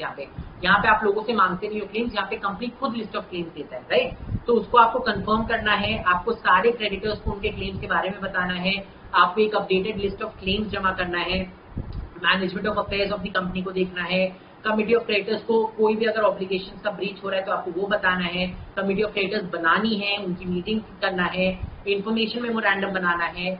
जितनी चीजें आप एक रेजोल्यूशन प्रोफेशनल की तरह सीआईआरपी में करते हो ना, सेम चीजें आपको रेजोल्यूशन प्रोफेशनल की तरह पीपीआईआरपी में करना है। केवल एक डिफरेंस होता है, सीआईआरपी के दौरान आप क्लेम्स मंगाते हो लोगों से, पीपीआईआरपी में आप क्लेम्स मंगाते नहीं।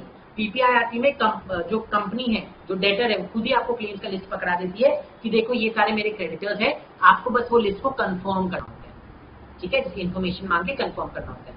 समझा?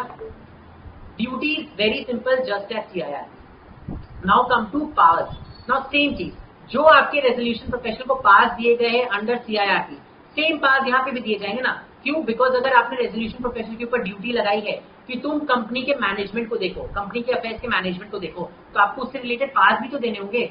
So the resolution professional has access to all the books of accounts and other documents. They have access to all the electronic records. क्या बोलते हैं? They have access to all the documents deposited with different statutory authorities. They can attend the meeting of members, board of directors, committee of creditors. जितना भी meetings है वो attend कर सकते हैं, वो अपॉइंट कर सकते हैं अकाउंटेंट्स, लीगल प्रोफेशनल्स, अलग प्रोफेशनल्स को। वो सारे एसेट्स के बारे में इंफॉर्मेशन कलेक्ट करते हैं। वो अगर उनके नजर में कोई ऐसा इन्फॉर्मेशन आता है जिससे पता चलता है कि कंपनी ने पिछले 2 साल में फ्रॉडलेंट ट्रांजैक्शन किया है या अंडर वैल्यू ट्रांजैक्शन किया है या वैसा कोई ट्रांजैक्शन किया है, तो उसके अगेंस्ट वो एप्लीकेशन भी फाइल कर सकते हैं। ये सारा राइट्स जो कि एक रेजोल्यूशन प्रोफेशनल को मिलता है अंडर सीआईआरपी, सेम राइट्स उसको मिलता है अंडर पीपीआईआरपी। एक बहुत मेजर डिफरेंस है जो हम लोग नेक्स्ट बात करने वाले हैं, बहुत मेजर डिफरेंस है। ठीक है, वो डिफरेंस ये है कि सीआईआरपी में जैसे ही रेजोल्यूशन प्रोफेशनल अपॉइंट होता है, वैसे ही उसके directors are assume to have vacated their offices. Yes और नो? जैसे ही सीआईआरपी इनिशिएट होता है, जैसे ही रेजोल्यूशन प्रोफेशनल अपॉइंट होता है, सीआईआरपी में डेटर इन पोजेशन रेजीम को खत्म करने के लिए हम लोगों ने क्या बोला था कि we will assume that the directors have vacated their offices, right? PPIRP में ऐसा नहीं होता। पीपीआईआरपी में the directors, the management, all these people stay in their office. They take care of the regular happening of the company along with the resolution professional. Resolution professional के ऊपर तो responsibility है कि you look after the affairs of the company, but उसमें उनके साथ साथ directors भी रहते हैं। Directors अपने ऑफिस को vacate नहीं करते। क्यों? Because directors ने ही ना base resolution plan बनाया है। Base resolution plan company बनाई है, मतलब directors ने ही ना base resolution plan बनाया है। तो अगर directors ने base resolution plan बनाया है, तो आप directors को कंपनी से क्यों निकालोगे? Directors तो already कि हम कंपनी बचाने के लिए तैयार है, राइट? तो पीपीआईआरपी में डायरेक्टर्स जो होते हैं, जो मैनेजमेंट होता है, वो कंपनी से नहीं निकलता है। The resolution professional will manage the company along with the board of directors. Board of directors के साथ में बैठ के वो कंपनी के मैनेजमेंट को, कंपनी के अफेयर्स को मैनेज करता है। समझ में आया सबको? जितनी भी कंपनी के पर्सनल है, प्रमोटर्स है, उन सब लोगों को एक्सटेंड अपना असिस्टेंस एंड कोऑपरेशन देना पड़ेगा रेजोल्यूशन प्रोफेशनल को। समझ में आया?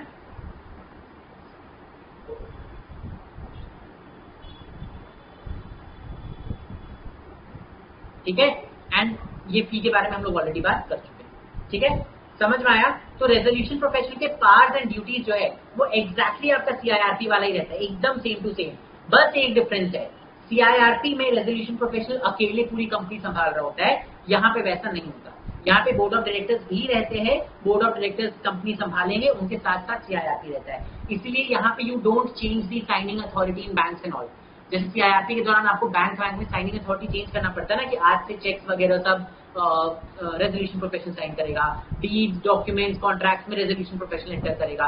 इसमें ऐसा नहीं होता, इसमें डायरेक्टर्स है, ऑलरेडी डायरेक्टर्स ही साइन करेंगे सब जगह, राइट? तो यहाँ पे वो एडिशनल पार्ट्स आपको नहीं मिलते हैं, बट बाकी के सारे पार्ट्स आपको मिलते हैं। समझ आया सबको? Duties and parts of resolution professional समझ आया सबको?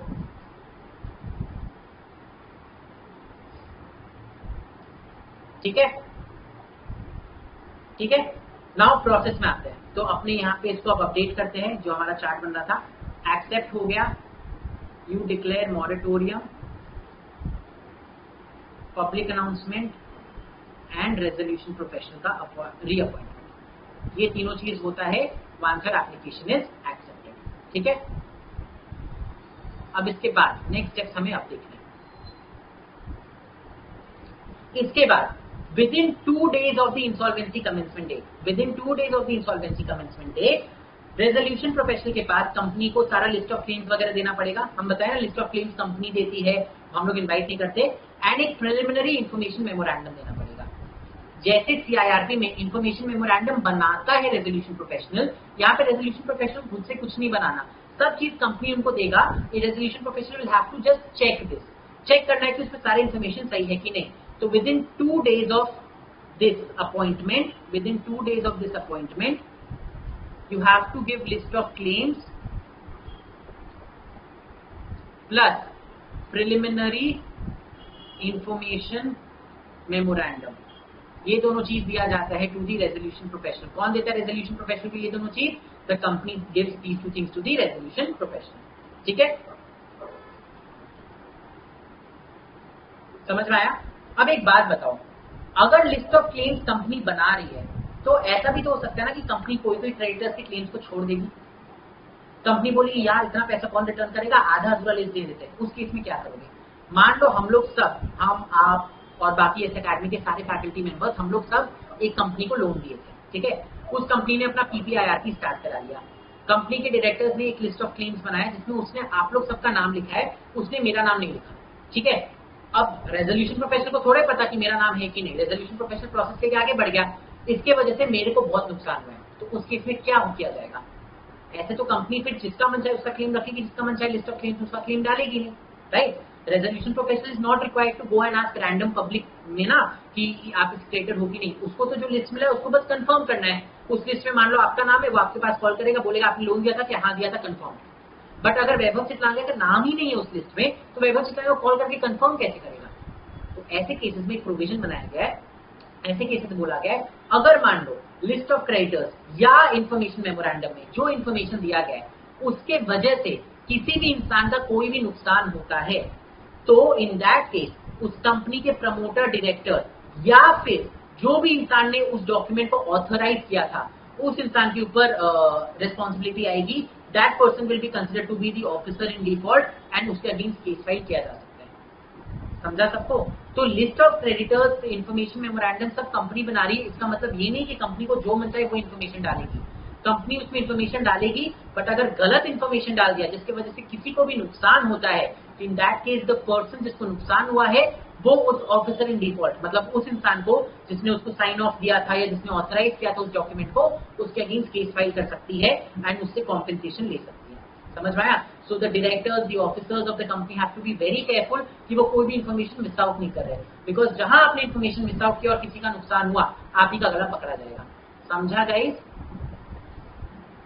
समझा गाइस? ठीक है, so you have to be very very very careful. ठीक है, तो अभी तक हम लोगों ने क्या क्या देखा?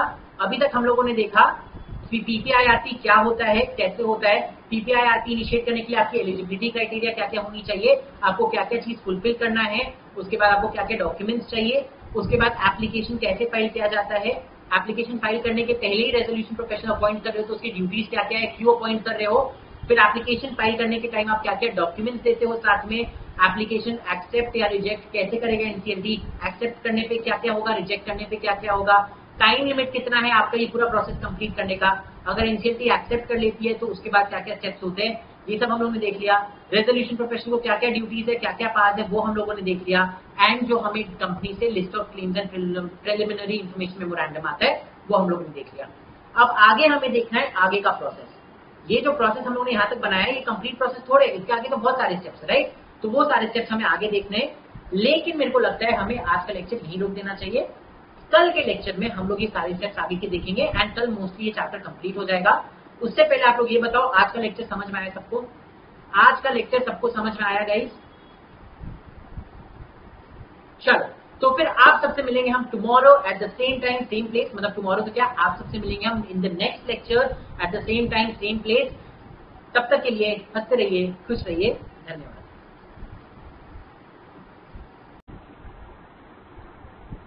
Hello hi and welcome back guys, welcome to this lecture of CRI. ये हमारा अमेंडमेंट लेक्चर चल रहा है जिसमें हम लोग एक नया चैप्टर जो कि इंस्टीट्यूट ने ऐड किया वो देख रहे हैं। दिस इज सीएस रचित लांगिया एंड आप सबका स्वागत है in this brand new lecture, right. फिलहाल हम जो देख रहे हैं वो देख रहे हैं pre package insolvency resolution process, जिसको हम लोग पीपीआईआरपी भी बोलते हैं।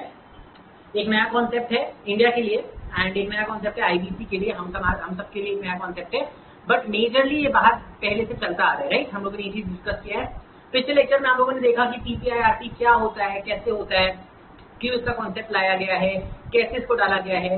उसके बाद हम लोगों ने देखा कौन कौन लोग एलिजिबल है to file an application for PPIRP. उसका हम लोगों ने बहुत सारे स्टेप देख लिए थे ऑलरेडी एंड हमें आज आगे के स्टेप देखने थे।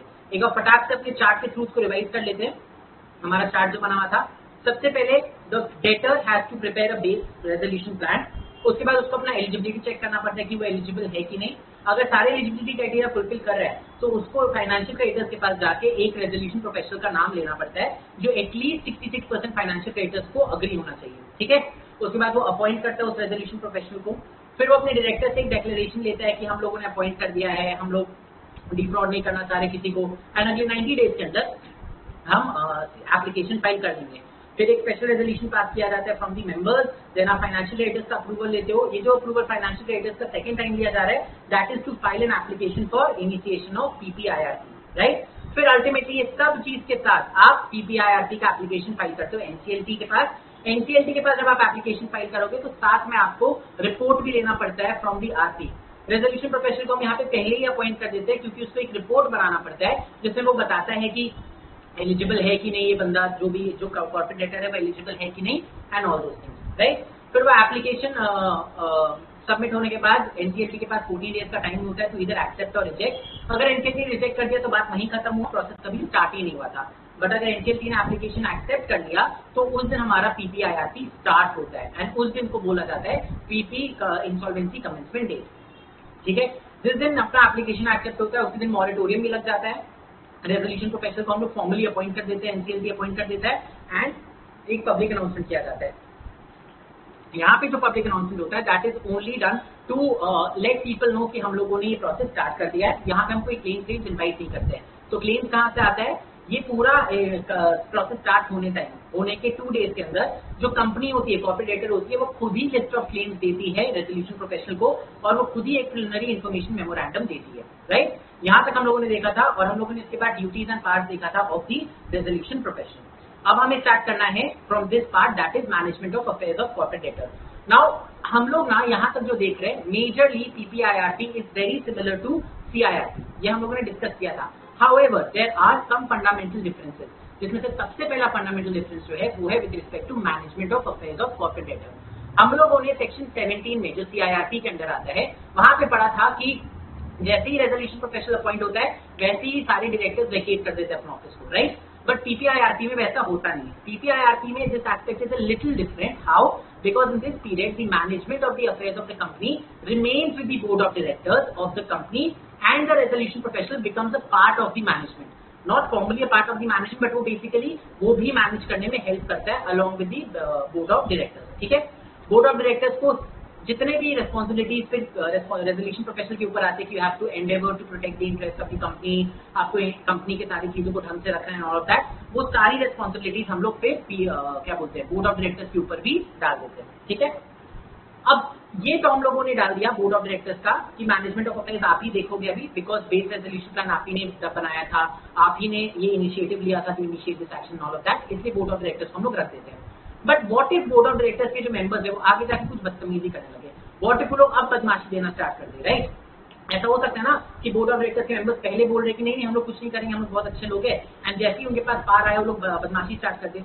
तो उसके लिए भी प्रोविजन बनाया गया है, उसके लिए बोला गया है कि कमिटी ऑफ क्रेडिटर्स को किसी भी टाइम अगर ऐसा लगता है कि बोर्ड ऑफ डायरेक्टर्स जो है वो क्या बोलते हैं ठीक से काम नहीं कर रहे हैं या वो कंपनी को और डुबा रहे हैं, ये सब बस एक नाटक था, तो बोर्ड ऑफ ये क्या committee of creditors can pass a resolution bye 66% vote, जहां पे वो लोग बोल सकते हैं कि हमें मैनेजमेंट बोर्ड ऑफ डायरेक्टर्स के पास नहीं रखना है कंपनी का, ये प्रोसेस के दौरान मैनेजमेंट आप पूरा का पूरा रेजोल्यूशन प्रोफेशनल को दे दें।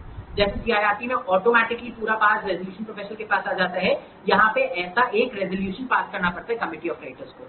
अगर कमिटी ऑफ क्रेडिटर्स ने ऐसा रेजोल्यूशन पास किया है तो रेजोल्यूशन प्रोफेशनल के लिए एनसीएलटी के पास एप्लीकेशन फाइल करेगा कि देखो कमिटी ऑफ क्रेडिटर्स को ऐसा लग रहा है, उन्हें लग रहा है कि मैनेजमेंट ठीक से नहीं चल रही है कंपनी की, एंड वो चाह रहे हैं कि हम पूरा मैनेजमेंट टेक ओवर करें। उसके बाद NCLT will consider factors like affairs fraudulent manner में हुए हैं क्या, या फिर कोई ग्रॉस मिसमैनेजमेंट हुआ है क्या, बिकॉज ये छोटी छोटी बातों पे आप बोर्ड ऑफ डायरेक्टर्स को नहीं निकालोगे। अगर कोई ग्रॉस मिसमैनेजमेंट हुआ है या अगर कोई फ्रॉडुलेंट एक्ट हुआ है तब आप बोर्ड ऑफ डायरेक्टर्स को निकाल देते हो एंड सारा पार्ट ऑफ रेजोल्यूशन प्रोफेशनल को दे देते हो, अदरवाइज नहीं। So it is very important to understand कि ठीक है आपने पार दिया है रेजोल्यूशन प्रोफेशनल को कि वो अगर फाइनेंशियल क्रेडिटर्स रेजोल्यूशन पास करते हैं तो वो चाहे तो चेंज करवा सकता है, but this is also with some guard rails क्या है कि जो भी बदमाशी कर रहा है बोर्ड ऑफ डायरेक्टर्स वो कुछ बड़े रेंज का होना चाहिए, जैसे कि कुछ फ्रॉडुलेंट एक्शन होना चाहिए या फिर कोई ग्रॉस मिसमैनेजमेंट होना चाहिए। अगर वो हुआ तभी आप बोर्ड ऑफ डायरेक्टर्स से सारा पास छीन के पीपीआईआरपी में रेजोल्यूशन प्रोफेशनल को देते हो, अदरवाइज नहीं। समझ आया सबको, समझ में आया सबको, ठीक है। नाउ कमिटी ऑफ क्रेडिटर्स इसमें कैसे बनती है, जो लिस्ट ऑफ क्लेम्स मिलता है कमिटी ऑफ क्रेडिटर्स का, जो लिस्ट ऑफ क्लेम्स मिलता है कंपनी के द्वारा रेजोल्यूशन प्रोफेशनल को, रेजोल्यूशन प्रोफेशनल उस सारे लिस्ट ऑफ क्लेम्स को देखता है और सबको वेरीफाई करता है, जिसका जिसका वेरिफिकेशन हो जाता है वो सब कमिटी ऑफ क्रेडिटर्स के मेंबर्स बन जाते हैं। नाउ बहुत इजी लग रहा है, बट एंड व्हाट इफ, हम जो आपको लास्ट क्लास में एग्जांपल दिए थे, हम लोग सब क्रेडिटर्स है, हम एएस एकेडमी के बाकी फैकल्टी मेंबर्स, आप, हम लोग सब क्रेडिटर्स है। लिस्ट ऑफ क्लेम्स में आप सबका नाम था, मेरा नाम नहीं था। अब रेजोल्यूशन प्रोफेशनल को सपना तो आएगा नहीं कि वैभव चितलानी इज आल्सो क्रेडिटर, उसने कमिटी ऑफ क्रेडिटर्स बना दी विद ऑल दोज पीपल जिनका नाम लिस्ट ऑफ क्रेडिटर्स में था। बाद में मेरे को पता चला तो हम जाके रेजोल्यूशन प्रोफेशनल को बोले कि रेजोल्यूशन प्रोफेशनल मेरे को भी इस कमिटी का पार्ट बनना है, तो इस केस में क्या मेरे को बाद में ऐड किया जा सकता है, बिकॉज सीआईआरपी में एक बार जो कमिटी ऑफ क्रेडिटर्स बन जाती है उसको बार बार हम लोग ऑल्टर नहीं करते, राइट। बट पीपीआईआरपी में स्पेसिफिकली ये पार्ट दिया गया है कि मान लो एक बार कमिटी ऑफ क्रेडिटर्स बन गई और बाद में हमें पता चलता है कि और भी क्रेडिटर्स थे तो उनको ऐड किया जा सकता है the committee of creditors, and जो वोटिंग शेयर है वो अकॉर्डिंगली चेंज हो जाएगा। बट जिस दिन ऐड कर रहे हैं उस दिन के पहले जितने डिसीजन लिए गए कमिटी ऑफ क्रेडिटर्स के वो इनवैलिड नहीं होंगे, बिकॉज उस समय जो कमिटी ऑफ क्रेडिटर्स के डिसीजन थे वो उस समय की कॉम्पोजिशन के हिसाब से लिए गए थे, राइट। बाद में आपने अगर मेरे को ऐड किया और मेरा वोटिंग परसेंटेज से 10% है और आप लोग सबका अकॉर्डिंगली कम हो जाएगा, इट डज नॉट मीन कि आपने पहले जो डिसीजन लिया था वो इनवैलिड हो जाएंगे, वो सारे के सारे वैलिड ही रहेंगे। आज के बाद मेरे को इंडक्ट करने के बाद जितने डिसीजन है वो हमारा नया वोटिंग राइट के हिसाब से होगा, ठीक है।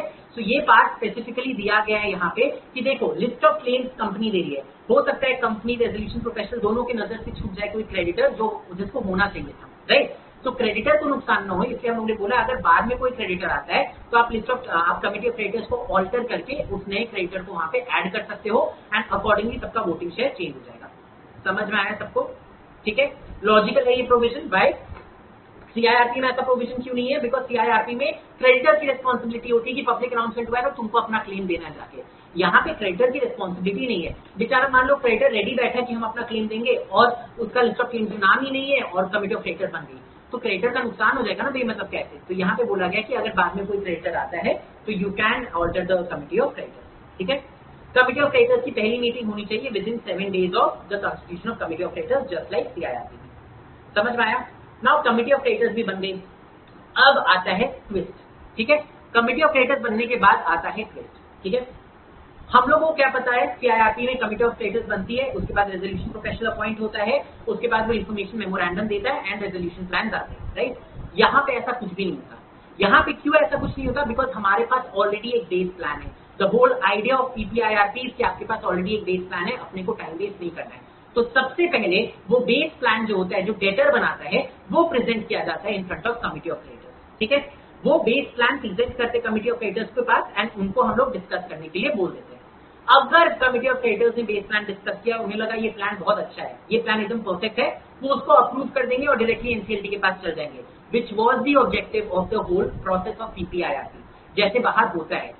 बट इंडिया में हम लोगों ने बेस रेजोल्यूशन प्लान में क्रेडिटर्स का इन्वॉल्वमेंट देखा ही नहीं, राइट। अब बेस रेजोल्यूशन प्लान तो डेटर अकेले बनाते हैं स्टार्टिंग में, तो व्हाट इफ क्रेडिटर्स को बेस रेजोल्यूशन प्लान पसंद ही ना आए, तब इन दैट केस क्या किया जाएगा? तो उसके लिए प्रॉपर प्रोसेस बताया गया है।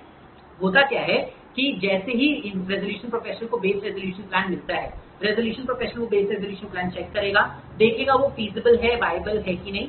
अगर उसे लगता है फीजिबल वायबल है तो वो उसको आगे कर देगा टू दी, इनफैक्ट ये पार दिया भी नहीं गया, आपको बेस रेजोल्यूशन प्लान मिलता है रेजोल्यूशन प्रोफेशनल को, उसको डायरेक्टली वो प्लान देना पड़ता है आगे to the committee of creditors. Committee of creditors will then discuss the plan. ठीक है, वो डिस्कस करेगी। मान लो कुछ थोड़े बहुत चेंजेस अगर उन्हें लगता है कि करने चाहिए, तो वो डेटर को बोलेगी डेटर ये सब चेंजेस कर दो, हम तुम्हारा प्लान एक्सेप्ट कर लेंगे। अगर डेटर ने चेंजेस कर दिए तो बहुत अच्छी बात है, बट अगर डेटर ने चेंजेस नहीं किए या फिर अगर मान लो कमिटी को वो प्लान पसंद ही नहीं है, तो इन दैट केस हम लोग फिर एक दूसरा रूट अपनाते हैं यहाँ पे। In that case what we do is we tell the resolution professional, the committee of creditors will tell the resolution professional कि देखो ये प्लान हमें पसंद आया नहीं है, तुम बाहर के लोगों से भी प्लान बनाओ। ठीक है, यहाँ पे हम थोड़ा सा सीआईआरपी का प्रोसेस उठा लेते हैं। यहाँ पे पहले आपको बेस रेजोल्यूशन प्लान मिल रहा है कमिटी ऑफ क्रेडिटर्स को, कमिटी ऑफ क्रेडिटर्स वही बेस रेजोल्यूशन प्लान ही चेक करती है। उन्हें अगर अच्छा लगा बहुत अच्छी बात है, वो लोग अप्रूव कर देंगे, हम लोग डायरेक्टली पहुंच जाएंगे टू दी एनसीएलटी। बट अगर उन्हें नहीं अच्छा लगा, ठीक है, ये base resolution plan, then they will tell the resolution professional listen, ये बेस रेजोल्यूशन प्लान उतना दमदार नहीं लग रहा है या इससे बेटर प्लान मिल सकते हैं। अगर रेजोल्यूशन प्रोफेशनल को ऐसा बोला जाता है, अगर कमिटी ऑफ क्रेडिटर्स ऐसा बोलती है रेजोल्यूशन प्रोफेशनल को, then resolution professional will start inviting resolution plan from third party. जैसे सीआईआरपी में डायरेक्टली थर्ड पार्टी से मांगते हैं ना, तो यहाँ पे रेजोल्यूशन प्रोफेशनल पे उस पॉइंट ऑफ टाइम पे अगर बेस रेजोल्यूशन प्लान दमदार नहीं लगा और कमिटी ऑफ क्रेडिटर्स बोलती है, तब resolution professional will start inviting plan from third prospective resolution applicant, that is the third party. ठीक है, अब एकदम स्टोरी की तरह समझो। आपने देखा बेस रेजोल्यूशन प्लान, अच्छा लगा, बहुत अच्छी बात है। अच्छा नहीं लगा, आपने आरपी को बोला यार ये प्लान दमदार नहीं है, कुछ दूसरा एक बार ट्राई तो करते बाहर से लेने का। Resolution plan will go and then market में वो जो है वो अपना पूरा सीआईआरपी का प्रोसेस है, वो मार्केट में लोगों को इनवाइट करेगा कि देखो हमारा ये प्रोसेस है, आपको अगर अपना रेजोल्यूशन प्लान बनाना है तो बताओ। जो लोग इंटरेस्टेड है वो लोग एक्सप्रेशन ऑफ इंटरेस्ट देंगे अपना, उन लोगों को फिर इन्फॉर्मेशन मेमोरेंडम दिया जाएगा। इन्फॉर्मेशन मेमोरेंडम के बेसिस पे बाकी लोग अपना अपना रेजोल्यूशन प्लान बनाएंगे और जमा करेंगे। ठीक है, एकदम सीआईआरपी वाला प्रोसेस है। जमा करने के बाद सीआईआरपी में सबसे पहले कौन चेक करते हैं? Resolution professional. तो यहाँ पे भी सबसे पहले रेजोल्यूशन प्रोफेशनल चेक करेगा। रेजोल्यूशन प्रोफेशनल को अगर लगता है कि हाँ ये plan is feasible and viable, ठीक है, इस प्लान में ऑपरेशन क्रेडिटर्स के बारे में बात की गई है, कॉस्ट के बारे में बात किया गया है, इन्होंने जो क्राइटेरिया ले डाउन किया था वो सारा क्राइटेरिया फुलफिल किया गया है, कोड में जितने क्राइटेरिया ले डाउन किए गए वो कोड में सारे क्राइटेरिया जो है वो फुलफिल किए गए हैं, तो उन सारे रेजोल्यूशन प्लान को फॉरवर्ड कर देगा to the committee of creditors. ठीक है, फिर कमिटी ऑफ क्रेडिटर्स एक बार बेस रेजोल्यूशन प्लान को साइड रखती है, वो नए जितने रेजोल्यूशन प्लान आए उन सबको चेक करेगी, उन सब के ऊपर डिस्कशन किया जाएगा। वो नए रेजोल्यूशन प्लान के ऊपर जब डिस्कशन किया जाएगा तो उन नए रेजोल्यूशन प्लान में से जो बेस्ट है उसको हम पिकअप कर लेंगे। ठीक है, जो नया रेजोल्यूशन प्लान आए हैं जितने थर्ड पार्टीज के द्वारा, उन सबको हम पिकअप कर लेंगे। उनमें से जो भी आप प्लान पिकअप करते हो उसमें 66% वोट्स होना चाहिए। ठीक है, तो मान लो रेजोल्यूशन प्रोफेशनल ने 10 प्लान आगे की कमिटी ऑफ क्रेडिटर्स के पास, कमिटी ऑफ क्रेडिटर्स ने 10 प्लान देखा, अब उनमें से जो बेस्ट रेजोल्यूशन प्लान है वो कमिटी ऑफ क्रेडिटर्स अप्रूव करेगी, सिलेक्ट करेगी, अप्रूव नहीं करेगी, सिलेक्ट करेगी विद 66% वोट्स। ठीक है ना, एक तरफ आपके पास बेस रेजोल्यूशन प्लान है और एक तरफ ये ऑल्टरनेट जो रेजोल्यूशन प्लान आए थर्ड पार्टी से उसका बेस्ट रेजोल्यूशन प्लान है जो कमिटी ऑफ क्रेडिटर्स ने सिलेक्ट किया है। अब एक बार आप जब ये वाला प्लान सिलेक्ट कर लेते हो, जो नए रेजोल्यूशन प्लान आए उसमें से जब आप बेस्ट प्लान सिलेक्ट कर लेते हो, तब फिर कंपैरिजन स्टार्ट होता है बेस रेजोल्यूशन प्लान में और बेस्ट रेजोल्यूशन प्लान में। बेस रेजोल्यूशन प्लान में एंड थर्ड पार्टी के बेस्ट प्रोस्पेक्टिव रेजोल्यूशन प्लान में उन दोनों के बीच में कंपैरिजन होता है। फिर उन दोनों के बीच में कंपैरिजन का डिस्कशन करती है कमिटी ऑफ क्रेडिटर्स एंड जो भी प्लान उन्हें लगता है कि ये बेस्ट प्लान है दोनों में से, उस प्लान को अप्रूव करके एनसीएलटी के पास भेजा जाता है। समझ में आया? तो यहाँ पे हम लोग सीआईआरपी का प्रोसेस उठाए और थोड़े से चेंजेस किए हैं। क्या है? कमिटी ऑफ क्रेडिटर्स बन गई, उनको हम बेस रेजोल्यूशन प्लान देंगे। If they like the base resolution plan, they will approve it and we will directly go to the NCLT. बहुत टाइम बचेगा. But if they do not like the resolution plan, then they will tell the resolution professional, listen, हम लोग को ये plan उतना दमदार नहीं लग रहा है, आप प्लीज बाहर के लोगों से भी इन्वाइट करो. बाहर के लोगों से के पास फिर इन्विटेशन जाएगा, वो लोग अपना एक्सप्रेशन ऑफ इंटरेस्ट देंगे, फिर उन्हें इन्फॉर्मेशन मेमोरेंडम मिलेगा, फिर इन्फॉर्मेशन मेमोरेंडम के बेसिस पे they will prepare the resolution plan and submit it to the resolution professional. The resolution professional will then check the resolution plans and see if they are viable and feasible, if they fulfill all the criteria laid down by them, if they fulfill all the criteria laid down by the code, and then जितने भी fulfill करते हैं सारी criteria को, उन सारे resolution plans को forward कर देगा to the committee of creditors. Then committee of creditors will keep the base resolution plan aside एक बार के लिए, and वो लोग अपना जितना resolution plan अभी आया है उन सब में discussion करके उनमें से एक plan select करेंगे. अभी approve नहीं हुआ है, अभी select किया है. बाद में फिर बेस रेजोल्यूशन प्लान एंड ये जो एक रेजोल्यूशन प्लान सिलेक्ट होता है, इन दोनों के बीच कंपैरिजन होता है एंड जो भी रेजोल्यूशन प्लान बेटर होता है वो अप्रूव करके एनसीएलटी के पास भेज दिया जाता है. समझ आया सबको? एक बार एनसीएलटी के पास आ जाता है तो एनसीएलटी के पास कितना टाइम था, हम लोगों ने डिस्कस किया था, एनसीएलटी के पास 30 डेज का टाइम होता है. तो बेसिकली एनसीएलटी के पास आप जब रेजोल्यूशन भेजते हो, ये पूरा प्रोसेस 90 डेज में कंप्लीट हो जाना चाहिए. ये पूरा प्रोसेस 90 डेज में कंप्लीट हो जाना चाहिए. चाहे आप ऑल्टरनेट रेजोल्यूशन प्लान मंगवा रहे हो, चाहे आप बेस रेजोल्यूशन प्लान को डायरेक्टली अप्रूव करे हो, इट डज नॉट मैटर. आपका ये पूरा प्रोसेस 90 डेज में कंप्लीट हो जाना चाहिए. 90th डे को एनसीएलटी के पास वो वाला फाइनल रेजोल्यूशन प्लान जो आपने फाइनल किया है, चाहे वो बेस रेजोल्यूशन प्लान हो, नया रेजोल्यूशन प्लान हो, वो एनसीएलटी के पास 90th डे को पहुंच जाना चाहिए. फिर NCLT will have 30 days to decide. NCLT सब चीज देखेगी, हियरिंग वगैरह करेगी and NCLT will either accept the resolution plan और रिजेक्ट इट. ठीक है? अगर एनसीएलटी ने एक्सेप्ट कर लिया तो आपका वहीं पे पीपीआईआरपी कंप्लीट हो जाता है and then everything will happen according to the resolution plan. But अगर एनसीएलटी ने आपके रेजोल्यूशन प्लान को रिजेक्ट कर दिया, then NCLT will pass an order rejecting the resolution plan, terminating the PPIRP, क्योंकि अब पीपीआईआरपी खत्म हो गया, आपको सेकंड चांस तो मिलेगा नहीं, and will pass a liquidation order. ठीक है? इसके साथ साथ एनसीएलटी विल ऑल्सो से कि जितना भी आपका कॉस्ट लगा है पीपीआईआरपी में, वो सारा कॉस्ट लिक्विडेशन कॉस्ट में ऐड हो जाएगा. ठीक है? तो आप जब पास कर देते हो सारा इन्फॉर्मेशन, जब सब चीज एनसीएलटी पास पहुंच जाते हो, और अगर एनसीएलटी रिजेक्ट करती है, in that case a liquidation order is pass. Again there is a very small difference over here. Under CIRP मान लो आपके पास एक भी रेजोल्यूशन प्लान नहीं आया, आपका लिक्विडेशन होगा. अगर आपके पास लेट्स से एक भी क्या बोलते हैं resolution plan committee of creditors से अच्छा नहीं लगा, देन लिक्विडेशन होगा. मतलब वहां पे हर स्टेप पे ऑल्टरनेटिव इज लिक्विडेशन. पीपीआईआरपी में ऐसा नहीं होता. पीपीआईआरपी में लिक्विडेशन ऑर्डर केवल तब पास होता है जब एनसीएलटी को आपने एक रेजोल्यूशन प्लान दे दिया, एनसीएलटी उसको रिजेक्ट कर रही है, तभी केवल आप लिक्विडेशन ऑर्डर पास कराते हो. अगर मान लो बीच में आपका 90 डेज कंप्लीट हो गया तो आप फिर एक टर्मिनेशन प्रोसेस के लिए जाते हो एंड तब एनसीएलटी आपका लिक्विडेशन ऑर्डर पास करती है. समझ में आया? एनसीएलटी लिक्विडेशन ऑर्डर पास करेगी या नहीं करेगी डिपेंड्स अपॉन एनसीएलटी. अगर मान लो आपके पास पीपीआईआरपी के दौरान एक भी रेजोल्यूशन प्लान नहीं आता है और आपको कोई भी रेजोल्यूशन प्लान अच्छा नहीं लगता है, डज नॉट मीन ऑटोमेटिकली आपका लिक्विडेशन हो जाएगा. ठीक है? एनसीएलटी विल डिसाइड लिक्विडेशन करना है कि नहीं. मान लो आपने रेजोल्यूशन प्लान अप्रूव किया लेकिन एनसीएलटी ने उसको रिजेक्ट किया है, तब लिक्विडेशन डेफिनेटली होगा. डिफरेंस समझो दोनों चीज में. मान लो आपका 90 डेज खत्म हो गया, आपका रेजोल्यूशन प्लान अप्रूव ही नहीं हो पाया, एनसीएलटी के पास आप पहुंच ही नहीं पाए, your PPIRP will get terminated, but it is not mandatory that there will be a liquidation order passed against you. But अगर आपने एक प्लान दिया है एनसीएलटी को and एनसीएलटी ने तब रिजेक्ट कर दिया प्लान को, then in that case NCLT will pass a liquidation order. समझ में आया सबको? समझ में आया सबको? ये बहुत छोटा डिफरेंस है बट बहुत इंपॉर्टेंट डिफरेंस है. इंपॉर्टेंट है गाइस, ध्यान से देखिएगा. ये एक्चुअली पूरा चैप्टर इंपॉर्टेंट है बिकॉज नया अमेंडमेंट के थ्रू ऐड आया है, इससे काफी क्वेश्चन पूछे जाएंगे. ठीक है? इसके बाद एक लास्ट ऑप्शन होता है, व्हाट इफ मान लो जो कमिटी ऑफ क्रेडिटर्स है, कमिटी ऑफ क्रेडिटर्स ने बोला यार पीपीआईआरपी में मजा नहीं आ रहा, we think the company is very big and we think कि we need a CIRP. PPIRP start हो चुका है, उसके पीछे कमिटी ऑफ क्रेडिटर्स को लगता है नहीं सीआईआरपी ही कराना चाहिए. तो क्या कमिटी ऑफ क्रेडिटर्स पीपीआईआरपी के दौरान सीआईआरपी इनिशिएट करवा सकती है? The answer is yes.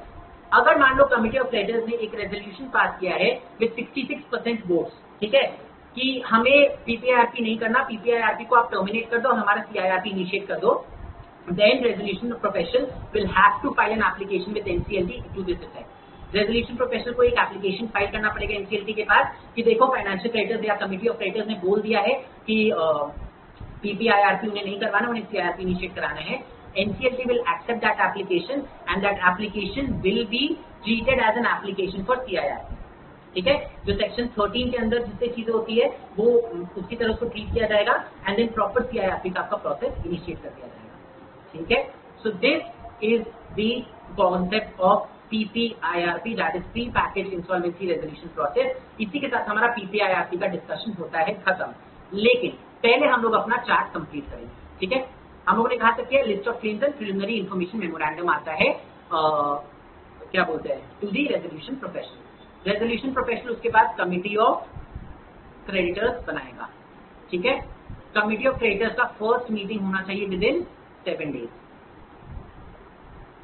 Of creation of constitution of committee of creditors. First meeting होने के बाद रेजोल्यूशन कमिटी ऑफ क्रेडिटर्स जो है वो डिस्कस करती है बेस रेजोल्यूशन प्लान को।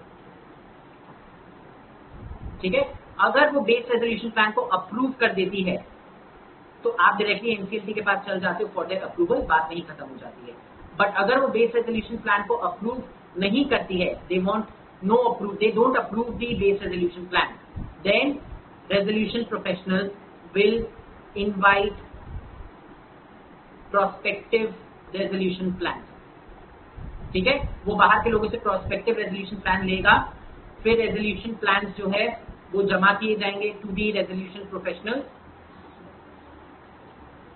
Resolution professional will check the feasibility and viability of these plans, right?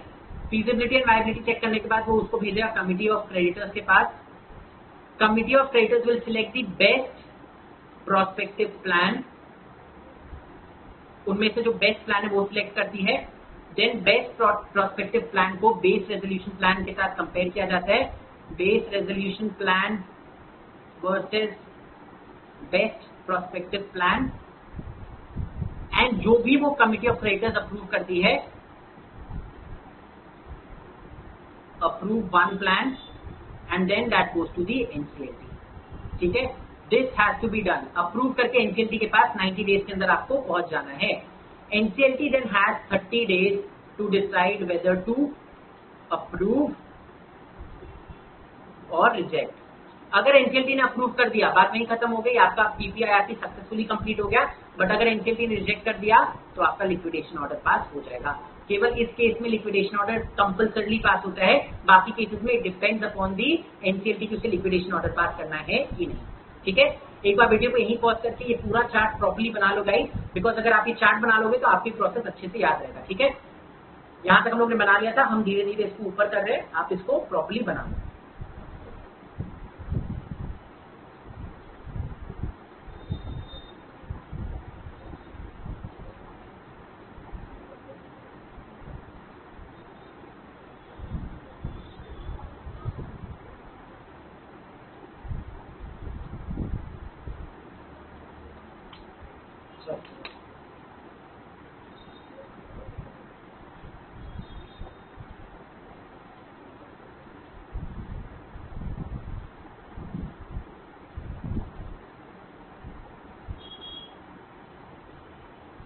ठीक है, इसी के साथ हमारा PPIRP that is pre package insolvency resolution process का डिस्कशन होता है खत्म।